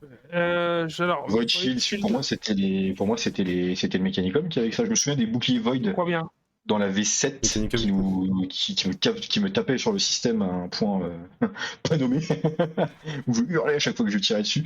Il me semble ça, oui, parce que c'est SCS, je crois, un truc comme ça, oui. Plein de mémoire. Alors là, attention, ça fait appel à une mémoire vieux comme le monde. Mais oui, en tout cas, on a des nains qui sont des squats. Attention, des squats qui vont être beaux. Hormis ceux qu'on a vus sur Necromunda, là clairement, voilà, je mets une option. Mais clairement, moi, ça me donne fortement envie de les jouer. Donc là, par contre, ils ont dit qu'au niveau des sorties, ça serait fini. Stop, on arrête. Ça va bientôt arriver. Donc, je pense qu'on va plus en voir beaucoup. La prochaine fois qu'on les voit, c'est pour un codex. Alors, je suis encore retourné sur les faux, même si vous commencez à connaître un peu mon dégoût pour les forums, parce que voilà, je ne veux pas y retourner, on a peu de temps ce soir, mais il y a encore des gens qui pensent que ça va atterrir dans le codex de l'Astra Militarum. Avant, j'étais comme ça, je pensais aussi que je me disais, de toute manière, ça n'a pas d'intérêt, même si au fond de moi, encore aujourd'hui, je pense que ça n'a pas d'intérêt de faire une énième armée, possiblement de l'Imperium, on n'en sait rien encore, rien n'est, même si bon, je pense que les squads vont être rattachés à l'Imperium, enfin rattachés, ils vont faire partie des gentils, je mets encore des guillemets là-dessus. Mais moi je pense pas, je pense qu'ils auront leur codex à part, que ce sera une armée à part, une armée avec un thème bien particulier, comme l'Astra Militarum, enfin comme la garde impériale pour ceux qui sont les vieux de la vieille, comme les sœurs de bataille, comme les Space Marines et compagnie. Donc voilà, ça c'était pour la Ligue de Votann, donc les squats. Je sais pas ce que vous en pensez, est-ce que vous allez acheter ou pas. On dirait que tu devrais acheter du Zench, donc là clairement ils pourront pas. Stop, on arrête. T'en mort. Alors, moi j'ai juste une question sur le. T'en as pas parlé. T'as un espèce de gros mecha avec casque jaune. Est-ce qu'il est aussi Necromunda celui-là? Necromunda. Lui en vrai il est stylé, je trouve. Lui il passe bien. Mais bon, après tu vois, je pense que Necromunda ça finira dans le codex parce que là ils ont pas assez de sorties, enfin ils ont pas assez d'entrées pour faire un vrai codex. Sauf si ça va jouer un peu comme du Custodes. Mais le Custodes, il y a quand même pas mal d'entrées. Donc tu vois, aujourd'hui, je pense qu'à mon avis, ça va finir tout va finir dans le codex. Ça va être chacun aura son entrée et compagnie, même les mineurs tout moches. Donc oui, le gros mecha, effectivement. Non, je sais plus comment il s'appelle. Je vais éviter de dire de la merde. Je pense que voilà, tu vas le faire. Ensuite, on va passer à l'Astra Militarum. Et là, il y aura un coup de gueule qui va durer 5 minutes. Ne vous inquiétez pas, ça va bien se passer. Retirez les enfants de devant l'écran. L'Astra Militarum. Donc, aux joies quand j'ai vu l'Astra Militarum. Merde, j'ai eu ma doc sortie, je fais je savais pas me croire, c'était une blague. Même si le coup de gueule sera vrai. Sur l'Astra Militarum, vraiment la première image que vous allez voir, c'est une espèce de l'Astra Militarum contre les tyrannides Léviathan, de mémoire. De la flotte ruche Léviathan. Donc quand forcément j'ai vu ça, je me suis dit oh chouette, l'Astra Militarum arrive, ça va être super et compagnie, nanana. Et ils nous ont présenté une figurine qui s'appelle Ursula Creed, qui serait la fille du Creed bien connu des forces Cadianes. Pour ceux qui ont un petit peu cette fibre de fluff, comme moi. Et là, on a eu je dirais, une communauté qui, comme d'habitude, quand ils voient une fille qui est pas à leur goût, donc soit avec les nichons à l'air, soit totalement sexy, soit avec un cul totalement ressorti, on commence à dire mais c'est quoi cette vieille moche et compagnie, il faut lui mettre un casse. Et alors là, moi ça m'a saoulé. Je me suis dit ça y est, la beauf attitude est ressortie. Je peux vous assurer que j'ai vu des choses et sur les forums et sur les Facebook. Franchement, stop. T'en mords les mecs, t'en mords. À quoi ça sert de dire ça? On est sur un wargame. Non, en fait. Si ça me plaît pas, vous pouvez le dire. Tout le monde a le droit de parler, tout le monde a le droit de communiquer. Mais on peut juste s'arrêter à ça me plaît pas. Oh la vieille elle est moche, regardez, les nichons qui tombent. Ah elle est super, bravo, ouais, champion du monde. Et là moi ça m'a un peu saoulé. Honnêtement quand j'ai vu ça, ça m'a gonflé. Franchement, je me suis dit ok, on n'a pas évolué, en fait on est toujours dans la bêtise. Faut qu'on ait des Eldar qui aient la poitrine qui ressort. Enfin, tu sais, l'elfe un peu dans Nullbug, tu vois, qui a des plus elle prend en niveau, plus elle a des nichons qui grossissent. Bah là j'ai l'impression qu'on était dans le même délire. Tu vois, je me suis dit mais attends, mais on est où? On est où? Donc il y a quand même une bande. Alors je dis pas que c'est 90% de la communauté, pas du tout, mais il y a une petite portion quand même qui, pour le coup, comme d'habitude, parle majoritairement. Et moi, ça m'a gonflé. Je me suis dit, mais en fait, c'est à cause de ces gens-là qu'au final, bah, les mentalités évoluent pas et qu'on voit aussi pas beaucoup de femmes rentrer dans le wargame. Parce que clairement, moi, j'ai montré ça, je montre ça à ma femme. Je pense qu'elle va me dire, mais c'est qui ces gars là? Ils veulent quoi? Ils veulent du pain. Évidemment. Surtout qu'en plus, alors pour le coup, autant tout à l'heure, j'étais très critique sur les squats. Autant celle-là, je la trouve vraiment stylée, la figurine. Tu vois, quand elle est apparue à l'écran, parce que moi, sur 40 000, je suis pas du tout l'actu. Donc là, pour le coup, je les découvre en même temps que tu les passes à l'écran. Et ça, là, je me suis dit, ah, vraiment, elle est cool. Parce qu'en plus, là, la scène, je sais pas si le socle, il est fourni comme ça ou quoi, mais généralement, Games, quand ils montrent les figurines, c'est avec des socles qui sont pas non plus surtravaillés, quoi. Donc. Enfin, vraiment, je sais pas, je trouve que c'est une petite figurine comme ça, limite, qui se prêterait très bien pour la travailler pour un concours de peinture, tout ça, parce que justement, elle a des volumes intéressants, c'est un personnage atypique qui sort un petit peu de ce qu'on a l'habitude de voir. Enfin, vraiment, je trouve que c'est un sujet de peinture intéressant. Donc, je comprends pas l'approche, si ce n'est qu'elle me semble trop bête et méchante. Bah, je sais pas, est-ce que Mamax tu l'as vu comme moi? Parce que bon, je sais que je traîne pas mal sur Facebook, moi, sur les forums, j'ai vu juste une fois, bon, bah, voilà, pas revenir sur ça. Mais sur Facebook, tu vois, enfin, quand j'ai vu des commentaires comme ça, je me suis dit, mais à quoi on joue? Enfin, on est où? Alors, moi, je vais parler de mon cas quand je suis allé faire un tour sur le groupe Warhammer 40K France, sur le chat geek. Le groupe Warhammer 40K France, les modérateurs n'ont pas laissé 30 secondes aux gens qui ont râlé. Oui, c'est vrai que ça a bloqué pas mal les commentaires rapidement. Le problème, c'est que tu les vois quand même encore, tu vois, ils les suppriment pas. Bon, même si, et je balance un petit big up à Talos Valcoran que je kiffe, parce que lui, il est toujours magnifique. Mais oui, excuse-moi, je te laisse bien parler. Non, mais t'inquiète pas. Et pour ce qui est du chat geek, moi, je suis rentré dans l'art d'entrée de jeu à coup de suppression de commentaires au besoin, en bon ou en mauvais. C'est-à-dire que moi, je voulais juste qu'on parle de figurines et pas de débat de société. Donc voilà. Moi, je vais parler figurines, justement. Le seul reproche que je ferais à la figurine, c'est que elle ressemble trop à Creed. Justement, avec le parti pris que c'est la fille de Creed, je m'attendais à un personnage vraiment différent. Elle essaye vraiment de démarquer de son père, qui était un héros de l'Imperium.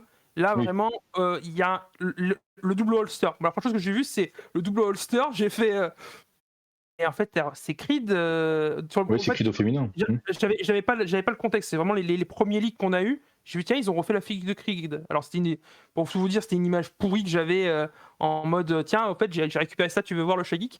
Voilà, donc après, bon, j'ai vu le flush, j'ai vu la figurine, j'ai fait, ah, effectivement, oui, c'est différent. C'est la fille de Creed. Mais elle ressemble trop au niveau du design à son paternel. Et c'est dommage, parce qu'ils tenaient vraiment un truc pour faire un personnage vachement charismatique, tout ça. Surtout que c'est Creed sans Krell. Et moi, mon personnage préféré de la garde, c'est Krell. Ok, je vois très bien. Non, mais c'est clair. Après, bon, on sait pas s'ils sont morts. Parce qu'en soi, pour moi, ça n'a pas été tranché cette histoire. Pour moi, ils sont pas forcément. T'as dit quoi? Krell est mort. Krell est mort, mais Creed n'est pas mort. Oui, tout à fait. Mort. On s'est pas disparu après. Démerde-toi. Il est avec le collectionneur. Ah, c'est possible. Oui, ça m'étonnerait pas. Ça m'étonnerait fortement pas d'ailleurs. Oui, je vois ce que tu veux dire. Ensuite, parce qu'on va pas trop s'attarder, c'est vrai qu'on a un petit peu du temps et que j'en prends beaucoup comme d'habitude, excusez-moi, messieurs, dames, en accéléré. Donc, en vrai, moi je souhaite le ressouligner parce que pour le coup, c'est rare que je trouve des figurines de Warhammer 40 000 qui sont à mon goût. Et celle-ci, je trouve que c'est un super sujet de peinture. Donc, non, franchement, très, très cool. Après, on sait tous que les figurines Warhammer 40 000 sont les plus belles de toutes. Donc, ensuite, sujet suivant. Du coup. J'ai entendu un truc, il y avait un bug parce que ça a grisonné là, un peu. Merci Stopalino. C'est pas une follow. Merci beaucoup. Ensuite, nous passons aux Karskins, donc les troupes d'élite de l'élite, en fait, du coup, hein, voilà, les Karskins, je vais pas passer du fleuve dessus, mais en tout cas, donc, nouveau kit, c'est magnifique, c'est beau. On a aussi notre petite sentinelle, qui a été qui a fait peau neuve. Donc moi honnêtement je trouve ça cool, je trouve ça beau, je trouve ça génial. Tant mieux, il fallait de toute manière que l'Astra Militarum reprenne de nouvelles couleurs. Parce qu'au bout d'un moment c'est quand même une armée vieillissante, hein. On s'est plaint des Eldar, l'Astra Militarum c'est pareil, il y a encore d'autres armées comme ça où il faudra mettre un bon coup de neuf dedans. Donc merci à Games Workshop d'écouter la communauté sur ça. Alors ça par contre c'est vrai que Games Workshop je trouve qu'ils écoutent quand même vachement bien la communauté. Alors il y a des fois ils déconnent un peu, ok, des fois il y a aussi des choses qu'ils font. Voilà, pas plus, vous aurez compris, mais ils sont quand même à l'écoute. Voilà. Donc voilà, ça c'était le petit côté Astra Militarum. Aussi pour vous dire, je crois que la suite c'était le chapter approuve. Oui. Oui, parce qu'on n'oublie pas que pour l'instant, PC est toujours à l'aveugle, donc pour l'instant, Alors, le chapter approuve de mémoire, on a tout a été réuni, donc tout ce qui parsait, les règles et compagnie, tout a été compressé dans un seul bouquin. Attention. Cependant, dans ce bouquin, il me semble qu'on a 3 objectifs maintenant obligatoires. Et puis comme on veut, non, oui, c'est obligatoire, c'est ça, plus 2 objectifs perso qu'on peut choisir, mais pas dans la même catégorie. Je crois que c'est ça, j'ai pas les notes devant moi, je crois que c'est ça. On a aussi un coût en CP qui a été cassé et divisé par 2. On ne peut plus dépenser ces points de commandement comme on le... Enfin, si, on peut les dépenser, mais donc du coup, ça a quand même fortement diminué, c'est ça. On doit payer son trait de seigneur de guerre, on doit payer sa relique, ça c'est tout ça, c'est de mémoire. Attends, j'espère que je me trompe pas. S'il y a un lynchage, je vous préviens, c'est de ma faute, j'assumerai les conséquences. Et je me retire de la vie politique définitivement. Big up, Jospin. Détends-toi. Je serai bien. Détends-toi, prends une monster. Je vous préviens, le prochain qui dit monster m'en paye une. Voilà. Donc du coup, tu sens que le mec il est drogué, il est pas bien. Voilà pour le chapter approved. Est-ce que Mad Max, tu peux me corriger si j'ai fait des fautes? Je pense pas. Je crois que je suis pas trop loin de la vérité. Alors, tu es pas trop loin de la vérité, d'autant plus, pour rebondir là-dessus, c'est un élément important, c'est les PC qui changent énormément la façon de jouer et de construire ces listes. Et là, moi, j'ai fait ma rallye 40K, c'est... On change pas ce genre de truc-là au milieu d'une version. C'est-à-dire avec autant de codex déjà sortis, des gens qui ont construit leur liste, ça, c'est relou pour les joueurs, en fait. Voilà. Ça servait à rien. Pour moi, c'était pas nécessaire. Après, je pense que... Ah oui, et pardon, sur Chapter Approve, on a aussi les règles spéciales des World Eaters, et l'Astra Militarum. C'est bien ça, parce que du coup, ils sont pas encore sortis les codex, on a déjà les nouvelles mesures. Donc ça, c'est plutôt top. Ça, pour le coup, c'est cadeau, oui, c'est pour nous. Voilà. Moi, c'est que les PC qui me font râler. Le reste, je trouve que c'est bien. Alors, c'est vrai, maintenant, je me dis, est-ce que ça sentirait pas, parce que du coup, ils sont en train d'étaler quand même vachement le AOS, tu vois, le AOS, ça prend la place, t'as le 30K qui prend la place, est-ce que on serait pas sur une bonne grosse vieille mise à jour de la dernière version et qui nous ressortirait pas du codex Space Marine avec tous les suppléments chapitre par chapitre?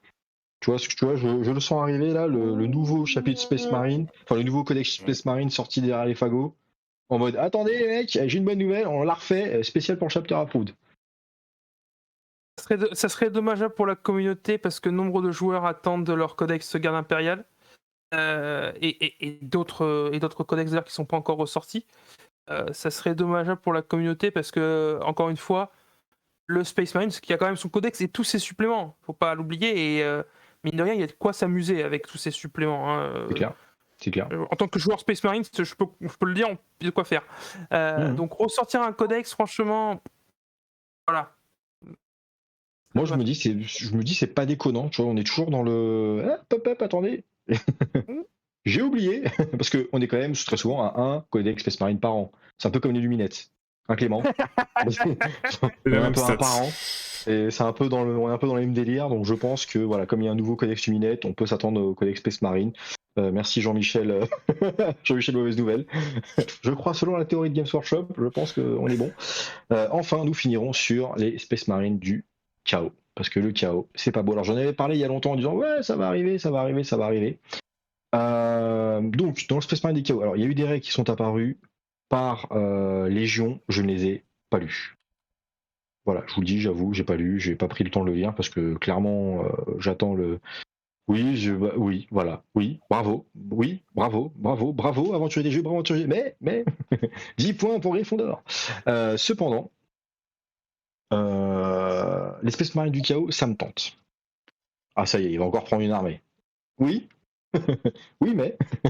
Non, plus sérieusement, les Space Marines du chaos me tentent bien et moi qui voulais faire de la Death Guard, je pense que je vais vite dériver vers le chaos général, donc prendre le codex Space Marine du chaos et pourquoi pas peut-être faire une review sur Entre Jeux Studio parce que franchement ça me tenterait quand même beaucoup. Je vais vous le dire, là c'est plusieurs fois que j'y pense, vraiment je me pose le pour et le contre et compagnie et comme vous savez que je suis un peu orphelin de 40K parce que j'ai eu un gros j'ai eu un gros chaos là-dessus, j'ai essayé de me relancer et alors au départ j'étais à fond, je parlais du mécanique, je parlais de ci, je parlais de ça, le chaos ça me plaît quand même beaucoup. Donc, dans les sorties du chaos, vous allez avoir bien sûr les data cards, vous avez bien sûr les dés. Les dés, n'oubliez pas qu'on est actuellement au niveau des 31 balles les dés. 31 balles 50, je crois. Faut y aller, honnêtement. Enfin, faut y aller. Si vous avez envie, allez-y. Mais moi, personnellement, je mesure le pour et le contre à chaque fois. Merci les follow. Il y a la boîte sur laquelle dedans vous avez. Alors, je l'avais noté, mais je sais plus ce qu'il y a dedans. Je crois qu'il y a un apôtre noir, il y a 20 Space Marines du chaos, il y a 19 exaltés, je crois. Bref, il y a du people. Donc la boîte sera pas mal. Je pense qu'elle sera encore aux alentours des 100 €. Si vous voulez vous lancer dedans et commencer une armée, pourquoi pas, hein, franchement, de toute manière, le chaos, il faut bien commencer par un bout, il est tellement grand. Et puis voilà. Donc tout ça c'est fait à capella, je vous le rappelle, je suis désolé. De manière, la tablette, je la sentais. Ça fait plus un moment que je regardais, je me dis, oh, toi, tu vas t'éteindre. Donc voilà. Donc n'oubliez pas, si vous voulez faire un don de tablette, tapez Entre Jeux Studio pour aventurier des jeux, allez-y. Non, voilà, je suis désolé. C'est la deuxième fois que ça m'arrive quand même sur l'émission. C'est fort. La première fois c'était mon ordinateur, là c'est la tablette. Mais voilà, donc j'ai fini avec la chronique 40K. C'était beau. Très bien. Bah, écoute, mais non, mais alors félicitations parce que on sait que quand on a préparé son sujet et qu'on perd les éléments de support juste avant, c'est pas évident. Et je trouve que tu t'en es très très bien sorti, donc tu n'as absolument pas à t'excuser. Au contraire, chronique de qualité. Oh mon dieu, oh putain, mais, le chef, sur 40 000, le chef il a dit que c'était bien. T'as dit quoi? sur 40 000, ça peut pas non plus être excellent. Enfin, que je veux dire, avec un sujet comme ça ne peut. Enfin voilà, il y a un plafond de verre, tu vois. Alors, Limoges, Bois-Colombes, c'est 4 heures de route, j'arrive. Bouge pas, j'arrive. Sur la Monster, j'arrive, bouge pas. On a dit pas 40K, pas les habits. Ah non, c'est clair. Pas les mamans, pas 40K et pas les habits. Je vous ai dit, c'est mort. Et pas les chauves, attention. On a un message qui t'est dédié, PC, de la part de Scarlix, qui dit des Space Marines du chaos le tente, lui, le défenseur des Dark Angels. Ça prouve bien que les Dark Angels sont pas très nets. Scarlix, tu me donneras ton adresse, je ferai un petit crochet par toi. Allez, c'est bon, j'ai valise de retour, je vous préviens, j'arrive. Bon, en tout cas, merci PC, ça fait quand même pas mal de news, des belles, des moins belles, des polémiques, des moins polémiques, mais ça fait des news et c'est vraiment cool. Du coup, eh bien, il va nous rester la partie sur A Song of Ice and Fire. C'est exactement ça. Et aujourd'hui, nous allons continuer à apprendre ensemble en s'amusant à jouer au jeu des trônes. C'est parti. Alors, tu sais, ça je vais violer ton âme. D'accord. Alors non, j'ai prévu de pas violer des âmes ni rien d'autre d'ailleurs. Voilà, rien d'autre.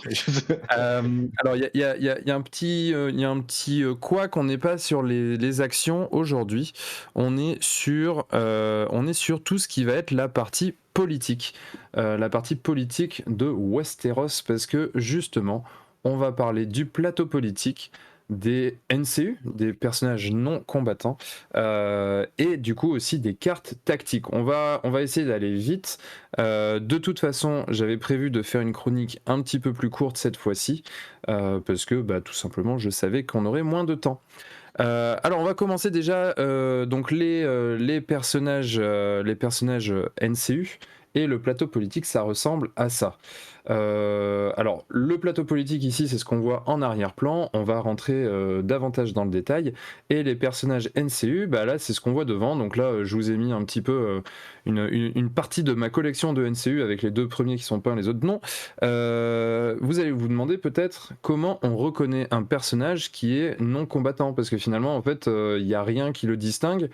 Parfois même, ils ont une attitude très guerrière, comme par exemple là on voit le personnage un petit peu vert sur la droite, c'est Ygritte, elle a son arc, enfin bref, il y a rien qui la différencie d'un personnage combattant. En fait tout simplement ça c'est ce qu'on voit ensuite avec la carte du personnage. Donc tu peux passer Clément, c'est ce qu'on voit sur la carte du personnage, puisque ici on a cette petite silhouette avec un personnage qui ressemble vaguement à un sénateur romain. C'est ce qui indique que le personnage est non combattant. Alors en dessous on a toujours on va dire la lecture classique d'une carte, avec le coup en point, tout ça, mais cette silhouette là indique que le personnage est non combattant et donc ne rentrera pas dans nos unités de combat sur le champ de bataille.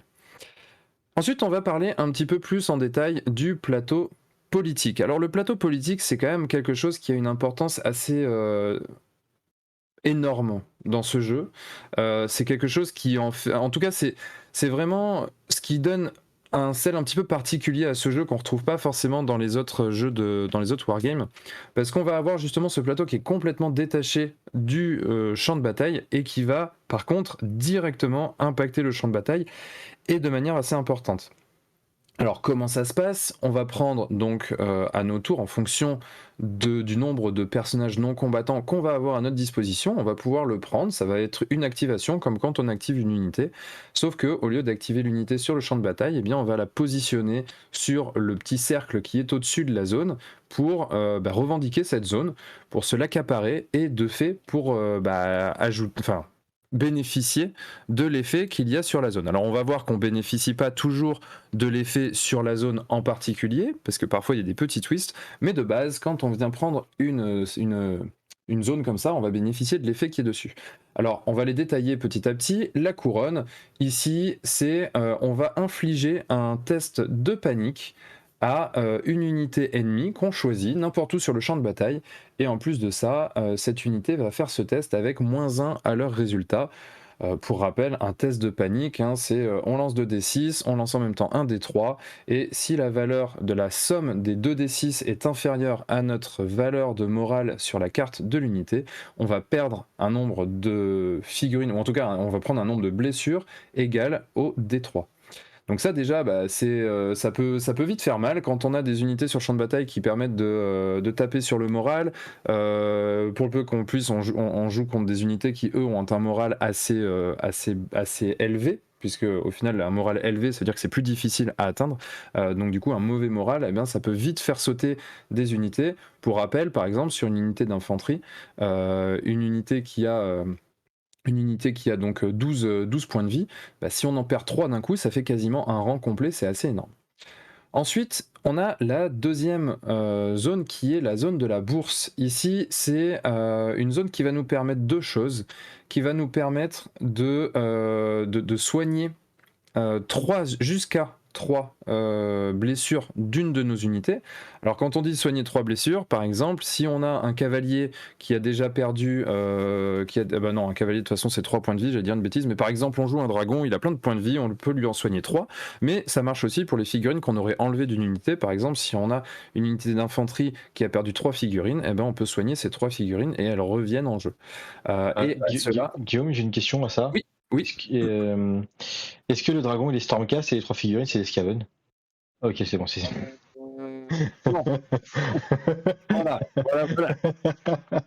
C'est bon, c'était une blague, vas-y. Ah, non, parce que en fait là on est dans Westeros et dans Westeros il n'y a que des unités qui sont bien plus intéressantes que les Skaven. Donc du coup,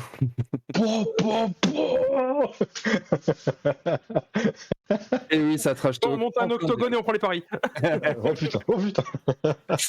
Donc du coup voilà, on se retrouve à soigner trois blessures, mais on ne fait pas que ça, on enlève aussi un token condition, donc un jeton de condition de l'unité. Donc pour rappel, les jetons de condition, c'est tout ce qui va être, alors j'ai les noms en anglais, ça va pas aller, vulnérable, affaibli et paniqué. C'est ce genre de jetons qu'on va pouvoir du coup enlever, ce qui est pas inintéressant non plus parce que on se rappelle des effets de ces jetons, c'est quand même se retirer une épine du pied. Donc ensuite, on se retrouve avec la suite, du coup, qui est donc la lettre. Donc la lettre ici, ça va être hyper intéressant également parce que on va piocher 2 cartes tactiques et en plus de ça, on va placer un token condition sur une unité ennemie cette fois-ci. Donc du coup, les 2 cartes tactiques, c'est quand même vraiment important. Pour ceux qui ont joué, vous le savez, les cartes tactiques donnent des avantages qui sont vraiment incroyables à notre jeu, tout simplement. Souvent, on fait même des listes en fonction, voilà, qui essayent de capitaliser sur ces cartes tactiques qui sont spécifiques non seulement à l'armée, mais aussi au général d'armée. Donc ça, c'est quand même vraiment très important. Et le token condition, comme on vient de le voir, eh bien, c'est quand même quelque chose qui permet de, cette fois-ci, de pas se la retirer à soi-même, mais de la mettre dans le pied de l'adversaire. Et pour le coup, c'est pas négligeable encore une fois. D'ailleurs, on va voir ensuite là, qu'est-ce qu'on a dit sur les tokens conditions. Et j'aimerais bien voir là dans l'équipe si vous avez un petit peu suivi. Parce que mine de rien, ça fait un petit moment qu'on en parle là, de ce petit jeu de Song of Ice and Fire. Est-ce que vous savez ce que fait chacun de ces jetons? J'attends. Alors, moi, si je me souviens bien, paniquer, t'as un malus sur tes jets de bravoure. Je sais pas, j'ai oublié le nom du jet de bravoure, tu m'en voudras pas. Hein. Oui, non, mais okay, vas-y, continue. Vulnérable, c'est un malus sur les sauvegardes adverses. Et affaibli, c'était un malus sur les attaques adverses. Okay. Enfin, le jet de touche adverse, je dirais. Ok. Alors, est-ce que quelqu'un se souvient de ce malus? Parce que grosso modo, t'es dans le juste, mais est-ce que vous vous souvenez du malus en question? Non. Moi, j'avoue. Sur les jets de touche? Ouais. Enfin, sur les 3 que tu viens de citer, en fait le malus finalement est le même. Est-ce que tu sais ce que c'est? Alors, le vulnérable, c'était un -1 au jet? Non. C'était quoi? C'est de la reroll. C'est ça. En fait, les tokens sont systématiquement utilisés pour faire de la reroll. Et donc, en l'occurrence, quand on a un jeton paniqué, on va pouvoir choisir les dés que notre adversaire a lancés pour lui faire relancer les dés de notre choix. C'est-à-dire que, par exemple, mettons qu'il a fait un test de panique et il a fait 7. Ce qui lui permet de le réussir. Il a fait 7 et puis, je sais pas, son D3, il a fait 3. Voilà. Donc potentiellement, il pourrait se prendre 3 blessures. Sauf qu'il a fait ce 6 qui nous embête. Eh bah du coup, tu vas relancer ton 6. Ouais. Je m'en souviens parce qu'un certain Guillaume me l'a fait... Et donc du coup, en fait, ça c'est quelque chose, vraiment, ces jetons, faut pas les négliger. Quand on commence, on pourrait avoir tendance à se dire, oui, bon, bah ok, on verra plus tard. C'est très important parce que ça nous permet, soit quand c'est à l'adversaire, de faire relancer les jets qui lui sont favorables, ou quand c'est contre nous, il va nous faire relancer les jets qui nous sont favorables. Et ça, honnêtement, on fait toujours des stats, par exemple, oh bah oui, quand je tape sur du 4+, ça touche, machin, donc c'est plutôt stat parce que ça veut dire que j'ai fait une touche sur 2. Ah bah oui, mais une fois que t'as lancé tes 8 dés, t'en as passé 4, eh ben t'es gentil pépère, mais tu vas reprendre tes 4 dés que t'as réussi, tu vas les relancer. Et donc, techniquement, c'est pas du 1 sur 2 que tu vas passer, mais c'est du 1 sur 4. Donc ça réduit drastiquement les compétences de tes unités. Bref, c'était pour faire un petit rappel, pour en profiter. Donc là, on va passer à la suite. Je vous avais mis potentiellement une petite aide, mais ça n'a pas été nécessaire. Donc on va tout de suite passer à la zone suivante du plateau. Et la zone suivante du plateau, alors ouais, là c'est un tout petit tac, donc je vais me le reprendre à côté. C'est oui, les épées. Ah bah oui, les épées. Alors ça c'est une zone qui est très convoitée, puisque c'est très simple. on choisit une unité amie et elle peut refaire une attaque. Donc C'est moche.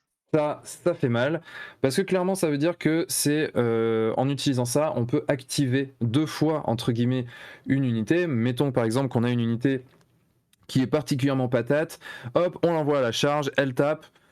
Bon, elle va peut-être se faire taper en retour, mais juste après, on peut se dire, eh ben écoute, t'es gentil, t'as pas pris les épées, donc je vais les prendre moi, et puis cette unité, elle va taper à nouveau, et donc du coup, c'est assez puissant, et ça peut même se jouer dans l'autre sens, c'est-à-dire qu'on est en contact avec une unité qui est un peu affaiblie, on utilise les épées, comme ça on finit l'unité, puis ensuite on a tout loisir, tout simplement de refaire une charge, de se déplacer comme bon nous semble. Bref, c'est quelque chose qui nous permet d'attaquer une seconde fois dans le tour, et ça, c'est assez violent.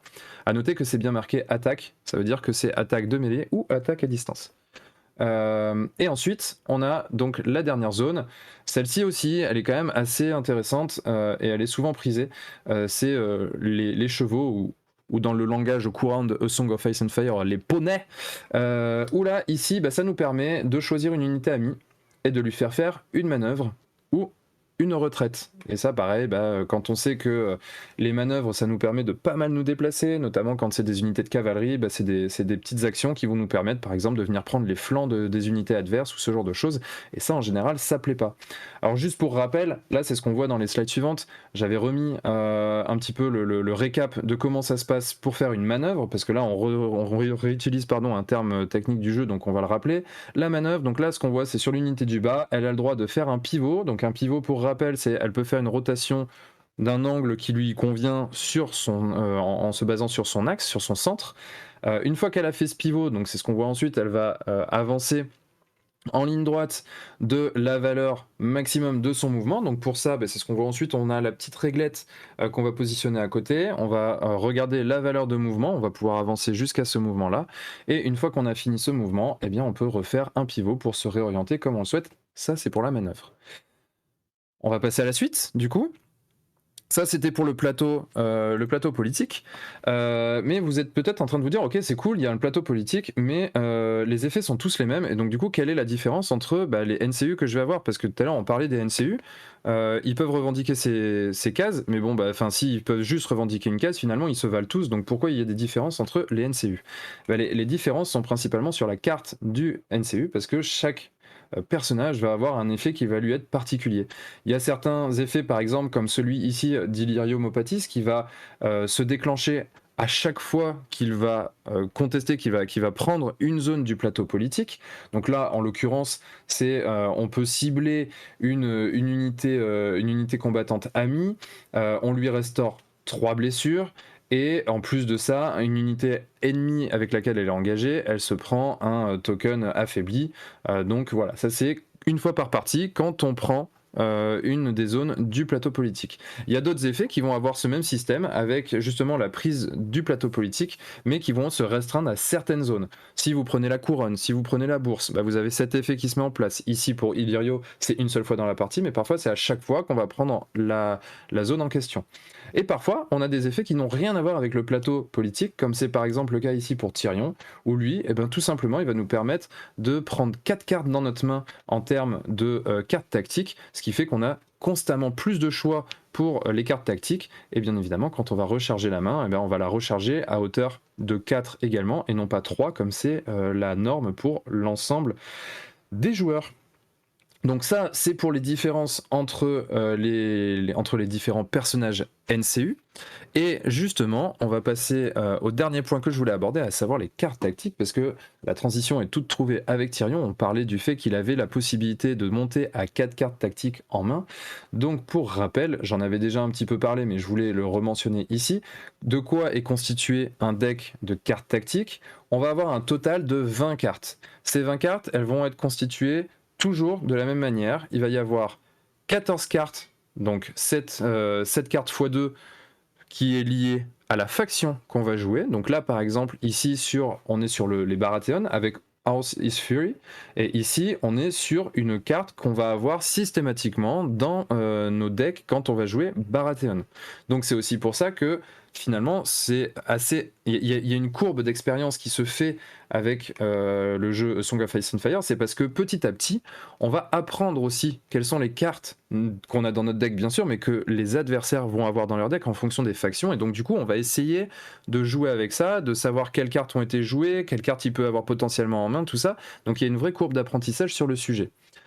Ensuite, en plus de ces 14 cartes, on va en avoir 6 autres, donc toujours pareil, c'est 3 cartes qui sont présentes en 2 exemplaires pour les cartes liées au commandant, et là pour le coup elles vont varier à chaque fois qu'on va avoir un commandant différent. Par exemple ici, j'ai mis sur l'image Renly Baratheon, mais on peut très bien jouer les Baratheon avec Stannis, et donc du coup les cartes vont être différentes, ce qui fait que l'armée dans son intégralité va être différente. Et ça c'est vraiment intéressant, parce que avec une même faction, on peut jouer de manière complètement différente. En fonction du commandant qu'on va choisir, ça va nous apporter une liste qui va peut-être être plus punchy, une liste qui va jouer plus sur le moral, une liste qui va être peut-être un peu plus tricky avec des unités qui vont rentrer sur les côtés, ce genre de choses. Bref, en fait, il y a vraiment plein de manières de jouer les factions. Elles ont toutes quand même on va dire, un cœur qui va être un petit peu inamovible. C'est pour ça qu'on dit que par exemple les Lannister jouent sur le moral ou ce genre de choses. C'est parce que les cartes du deck de la faction sont basées là-dessus, mais par contre les cartes des commandants, eux, vont vraiment influencer le rôle et on va dire l'orientation de l'armée. Sachant que du coup, je précise qu'il y a quand même une exception à ce système-là avec les 14 cartes du pack de base et les 6 cartes des commandants, c'est les Targaryens, puisque les Targaryens, ils ont une règle spéciale. Les commandants arrivent non pas avec 6 cartes, mais ils arrivent avec 8 cartes. Mais parmi les 8 cartes, en fait, il y en a, donc il y a une carte qui est présente en 2 exemplaires, qui précise sur son texte qu'il faut qu'elle remplace une des cartes du deck de base, et en plus, ça nous est imposé. La carte qui est remplacée, ça nous est imposé. Vas-y, passe, c'est pas grave. Et donc, du coup, ici, on se retrouve dans tous les cas avec un deck au global qui fait 20 cartes, même si pour les Targaryens, il y a ce petit twist, il y a ce petit changement. Donc voilà, là c'était pour le récap grosso modo du plateau politique et des cartes tactiques, donc tout ce qui va concerner NCU et cartes tactiques. Et du coup, je vous avais dit avant l'émission que j'avais préparé une petite surprise. Eh bien, je vous ai mis déjà un petit challenge là pendant la chronique avec des questions. Eh bien, on va continuer avec un petit quiz pour voir si justement vous avez bien suivi tout ce qui a été fait auparavant. Alors, la première question que je voulais vous poser, et là du coup Clément, je pense que ça serait intéressant que tu reviennes sur ça. Que doit-on faire quand on fait un test de morale? Et quelle est la différence avec un test de panique? On va dire, Mad Max, que toi, t'as pas le droit de jouer parce que toi, tu sais. Tu dis ça parce que je joue Lannister et garde de nuit, c'est ça? On sent que PC, il est en PLS, il est en mode je sais, mais c'est quoi, je sais plus. En fait, dans sa tête, il y a une grenouille qui est là. Hello darkness, my friend.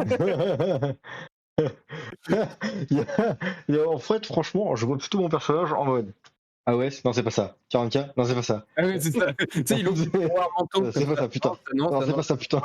Où est-ce que j'ai rangé ça, putain de merde? Porno, ça, non, oui. Et alors, ce qui est drôle, c'est que j'avais pas prévu de le repréciser pendant la chronique, je l'ai fait. Et donc là, c'est vraiment moche si vous savez pas. Ah, je suis trop fier de vous tendre le petit piège. Ouais, de mémoire, tu as 2 dés à lancer, tu as ton D6 qui va être en gros ton test. Je me souviens plus exactement comment tu valorises ton test. Hein. À côté, tu as le D3 qui est en gros le nombre de pertes, le nombre de dégâts que tu prends, non? C'est pas quelque chose comme ça? Ouais, c'est. Putain, je suis le coup bloqué. En fait, les mecs, je suis vraiment bloqué. eh ben, pendant que PC essaie de se démettre de son lumbago, Je suis bloqué, putain. Je suis vraiment bloqué. Putain, merde, je suis bloqué. Genre, mon bid, il passe pas. et bon bah on va attendre que PC se décoince en attendant d'avancer. Et donc on va répondre à ce que tu disais en effet, Clément, on n'en est pas loin. En fait, quand on fait un test de morale, ça veut dire qu'on lance nos 2d6. On va comparer la somme de ces 2d6 à notre valeur de morale, la valeur de morale de notre unité. Et si on fait si on a une somme qui est supérieure, on a réussi notre test de morale.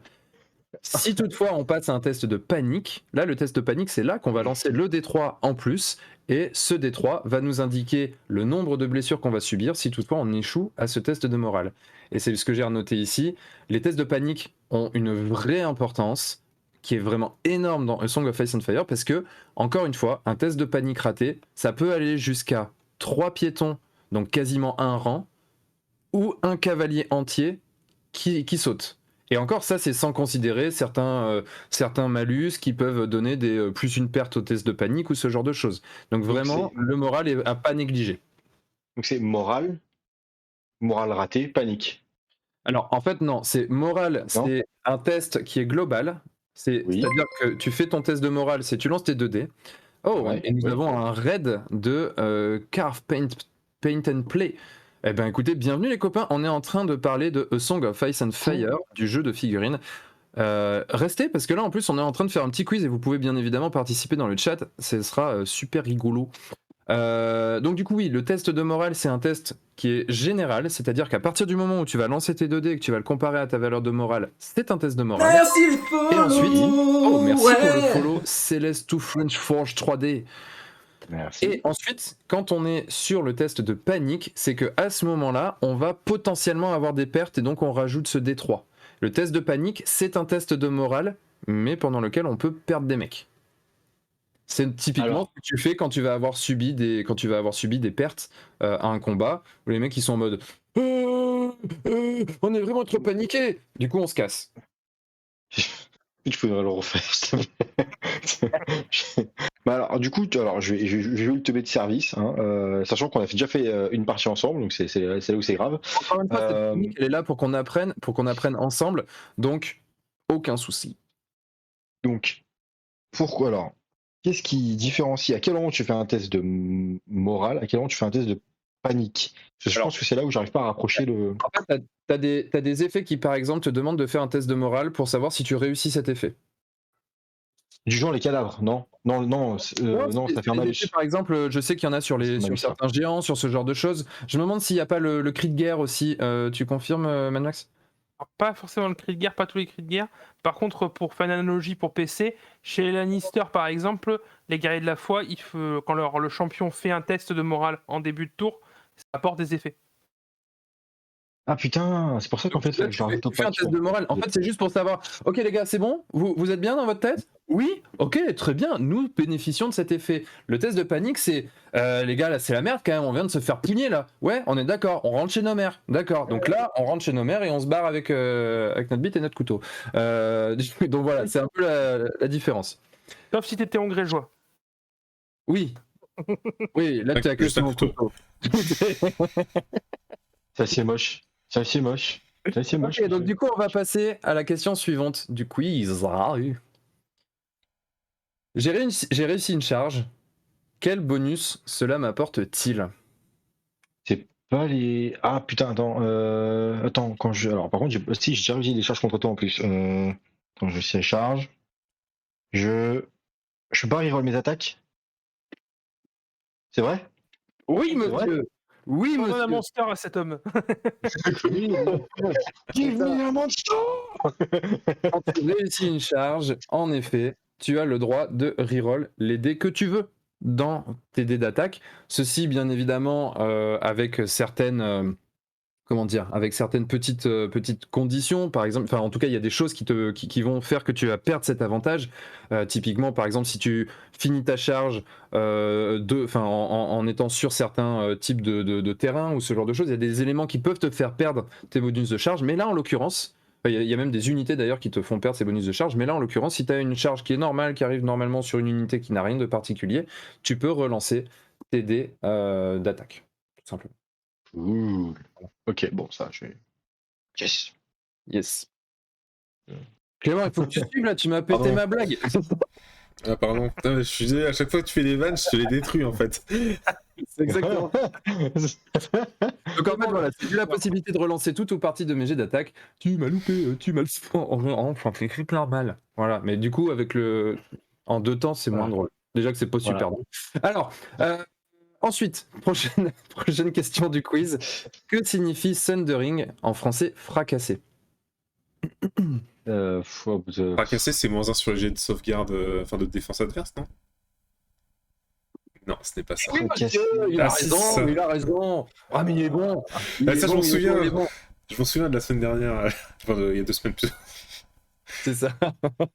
Donc là, ben voilà, on peut mettre la réponse, hein, c'est ça, c'est et bim, -1 à tous tes jets de défense.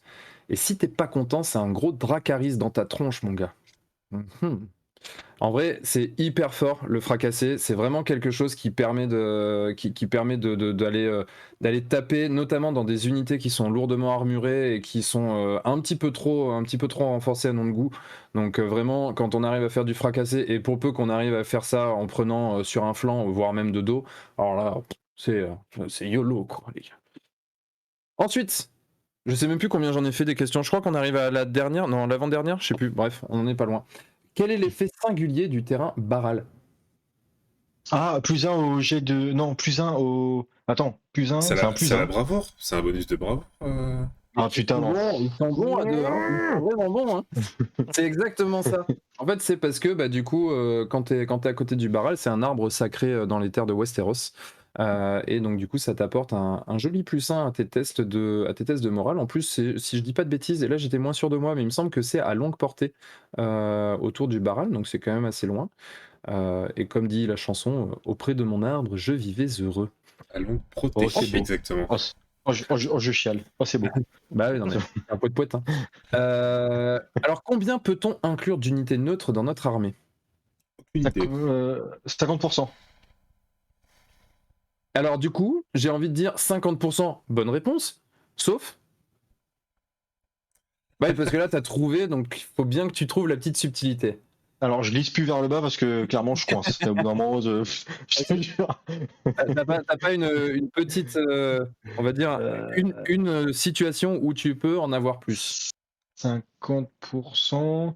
Bah, sauf si tu joues. Non, si. Attends. Hop, concentration. 50% dans une armée d'une maison. Sauf si tu joues une armée neutre, tu peux en jouer autant que tu veux. Exactement, et Gidinho l'avait dit dans le chat, en effet, c'est ça. Alors par contre, sachez une chose, Gidinho, j'ai pas le vu sur le chat, j'ai plus rien là. Là, je vois juste ma gueule depuis tout à l'heure. Et Ouais, non, mais c'est assez lourd déjà. je te laissais. Je sais très bien que tu vois pas, donc du coup, c'est pour ça que je te laissais.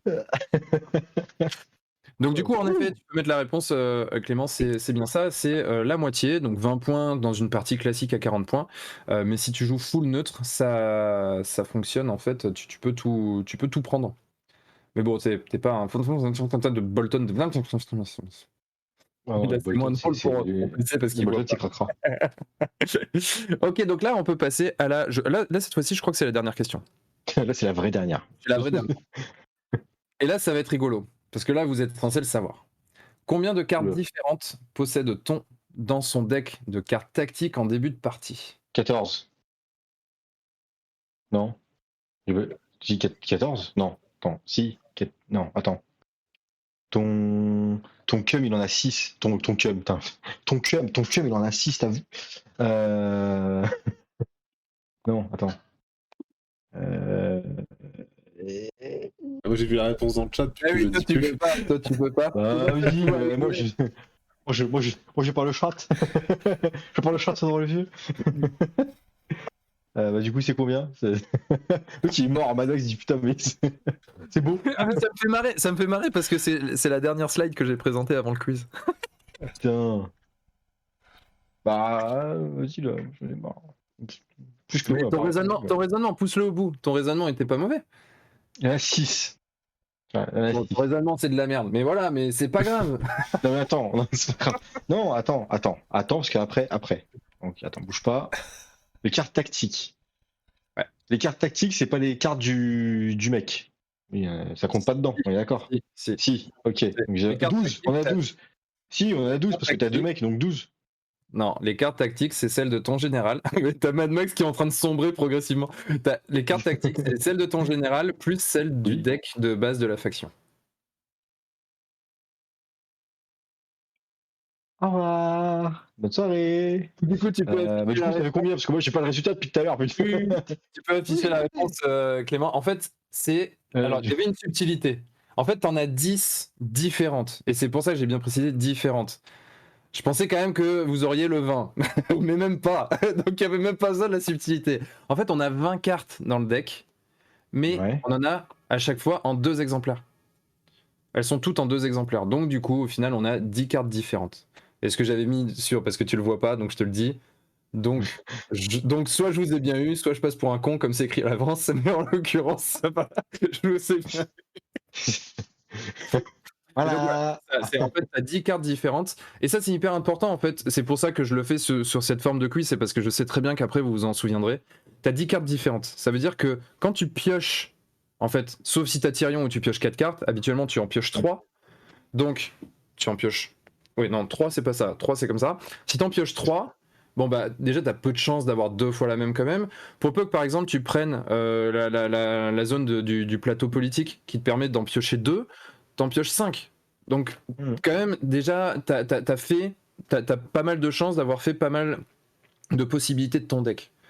Parce que oui, il y a 20 cartes en tout, mais t'en as que 10 de différentes. Et en fait, tu vas devoir jouer avec ça tout le long du jeu, parce que tu sais qu'une fois que t'as pioché 2 fois ta carte, bah merci Walou, elle n'existe plus en fait. Donc voilà. Donc c'est pour ça que c'est important aussi ça de le savoir, parce que c'est important pour soi. Mais c'est aussi important de savoir pour l'adversaire, parce que si l'adversaire il a déjà fait ces deux cartes que tu sais qui pourraient t'empêcher de faire ton action, elles sont déjà passées. Bon, bah écoute, je suis tranquille. Ou au contraire, tu sais qu'il n'y en a aucune qui est passée, bah tu vas peut-être un petit peu te méfier, parce que justement, au fur et à mesure, tu vas commencer à connaître un petit peu la composition des decks des armées adverses. Donc voilà. Ceci était effectivement la dernière question du quiz, avec un magnifique score pour PC qui va du coup pouvoir venir rejouer avec moi pour en apprendre un peu plus. Et alors, j'en ai 2 de bonnes. Je le dis, là je fais le malin parce que c'est moi qui ai préparé la chronique, mais on est vraiment tous en train d'apprendre à jouer à ce jeu, à part Mad Max qui est quand même déjà plus avancé que nous sur le sujet, mais c'est vrai que PC et moi on est... De quoi ? Et Keycord aussi. Oui, bien sûr. Non, mais là je parlais de ceux qui sont présents ici, et donc du coup avec PC on est vraiment en train d'apprendre, donc s'il avait fait la même chronique avec des questions comme ça, ma main a coupé, que je me serais viandé aussi, mais là c'était rigolo d'être de ce côté-là. Rappelle-moi quelle faction tu joues. Moi j'ai du Lannister, du Targaryen, du peuple libre. Ah oui, non, d'accord. Ouais, parce que j'allais dire, quand je me dis Lannister, quand je sais que tu parles du Lannister en ce moment, je me suis dit sadique comme un Lannister, normal. On se calme sur Lannister, attention. Ouais, c'est PC qui parle du Lannister. Moi en ce moment je suis sur du Targaryen. On touche pas au Lannister. On touche jamais au Lannister. Moi je garde des murs à part ça de là. Oui, c'est vrai qu'à partir de là, tu peux plus trop rien dire. Alors par contre, je suis désolé, et je remets dessus, le Baral, il devrait être que possible pour les Stark, le peuple libre, et peut-être un peu les Bolton. Le reste du monde, ils y croient pas. La garde de nuit aussi, il croit. Ouais, la garde de nuit. Alors par contre, oui, mais honnêtement, je peux vous dire que... Mais voilà, ça c'était mon coup de gueule. Donc s'il y a une V2, voilà. Là, après, c'est la difficulté de l'équilibrage du jeu, parce que si tu te mets un Baral et que du coup ça nous donne un avantage sur la moitié des factions, bon. Ouais, mais tu sais, une petite. L'espèce de. Comment. Ils ont pas un symbole, ceux qui croient au nouveau dieu. Tu sais, il n'y a pas un symbole là, le. C'est pas l'étoile à 5 branches, je sais pas quoi. 6 branches, 8 branches, enfin bon, un nombre de branches. Dans tous les cas, on fera part de tout ça à n'est-ce pas? Je pense que les mecs ils vont dire, alors déjà tu vas prendre le jeu, hein, tu vas prendre le nombre de cartes, déjà, tu vas te laisser pousser des cheveux, s'il te plaît, merci. Oh, qu'est-ce qu'on a dit sur le physique? Oh, merde. Quoi attends, quand tu regardes la carte Tywin, je suis désolé, mais au niveau capillaire, je pense qu'on est à égalité. Oui, c'est vrai. On sait tous que Tywin, c'est le vrai maître de Game of Thrones, d'accord? C'est le vrai maître de Westeros. T'as aussi Varys, okay. Qui est pas dans le genre du poil, quoi. Enfin, c'est... je te préviens, si tu me traites de Varys, je te promets que ça va se passer. Là, par contre... non, mais d'ici quelques années, à grands coups de KFC, ça peut, hein. Bah déjà, tu vois, là j'ai glissé dans ma chaise. Alors, j'ai glissé, j'ai pas réussi à remonter. Mais non, en fait, alors, pour la petite histoire, parce qu'on rigole, mais j'ai glissé, sauf que le bide, il a coincé. En fait, il est passé dans un sens, mais il a pas voulu repasser dans l'autre. Et j'étais là en train de tirer mon bide, j'ai une barre, je vous dis pas. Franchement, je peux vous assurer, j'étais là. En plus, j'étais en panique parce que je rigolais, mais j'étais en panique parce que j'arrivais pas à branler. J'étais là, espèce de gros phoque, c'est comme ça. J'aurais pu passer la nuit, ok. Ouais, alors, ouais, on a un copain qui est coincé dans son hôtel. Grave. Ça intervenir. Ah non, mais On le voit, il va bien, on le voit, on le surveille. Hein. On le surveille, on voit le bout de ce crâne. Ça passe normalement. J'ai glissé, chef, j'ai glissé. Ah, ouais. Exactement. Ah non, mais là, c'est. J'ai eu la glisser. Là. Putain, ça me prendra à faire le con, tiens. Bon, Ah. super. Bon, en tout cas, les copains, on va du coup, on a bien glissé d'ailleurs en parlant de glisser sur le timing. Mais bon, vous êtes encore pas mal présents là. Et puis du coup, on avait ce quiz là que j'ai fait beaucoup plus durer que ce que je pensais. Mais bon, c'était assez rigolo. J'espère que ça vous a plu. En tout cas, là, encore une fois, c'était une émission très riche. Là, il y avait beaucoup d'infos, pas mal d'infos en plus sur pas mal de jeux différents. Alors, Gidinho, oui, j'ai vu. Je le redis hein, parce que Gidinho, en fait, il vient très souvent dans le chat pour nous proposer de découvrir des jeux qui sont autres que ceux qu'on a l'habitude de...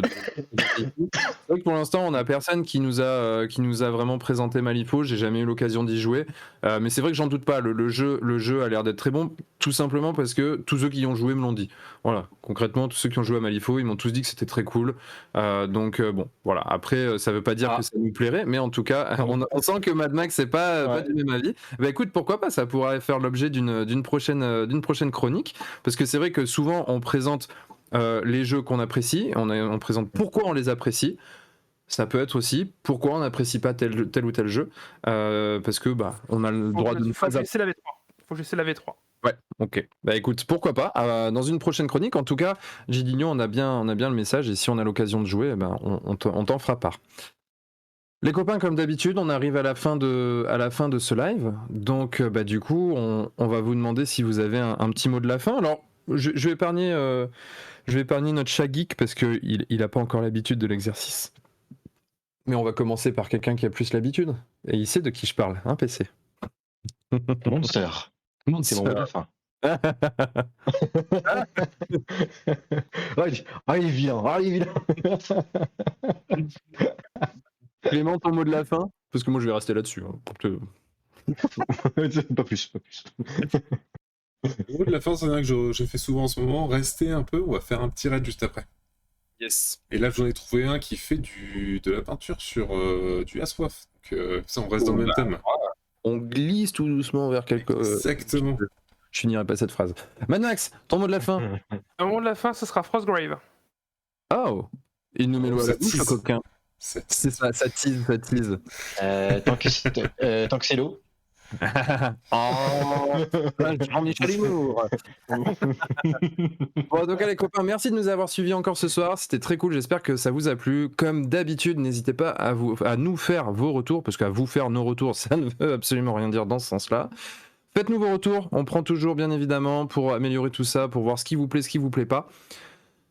Essayez de pas vous coucher trop tard, parce que demain c'est vendredi, et vendredi c'est ravioli. Ciao tout le monde. Waouh.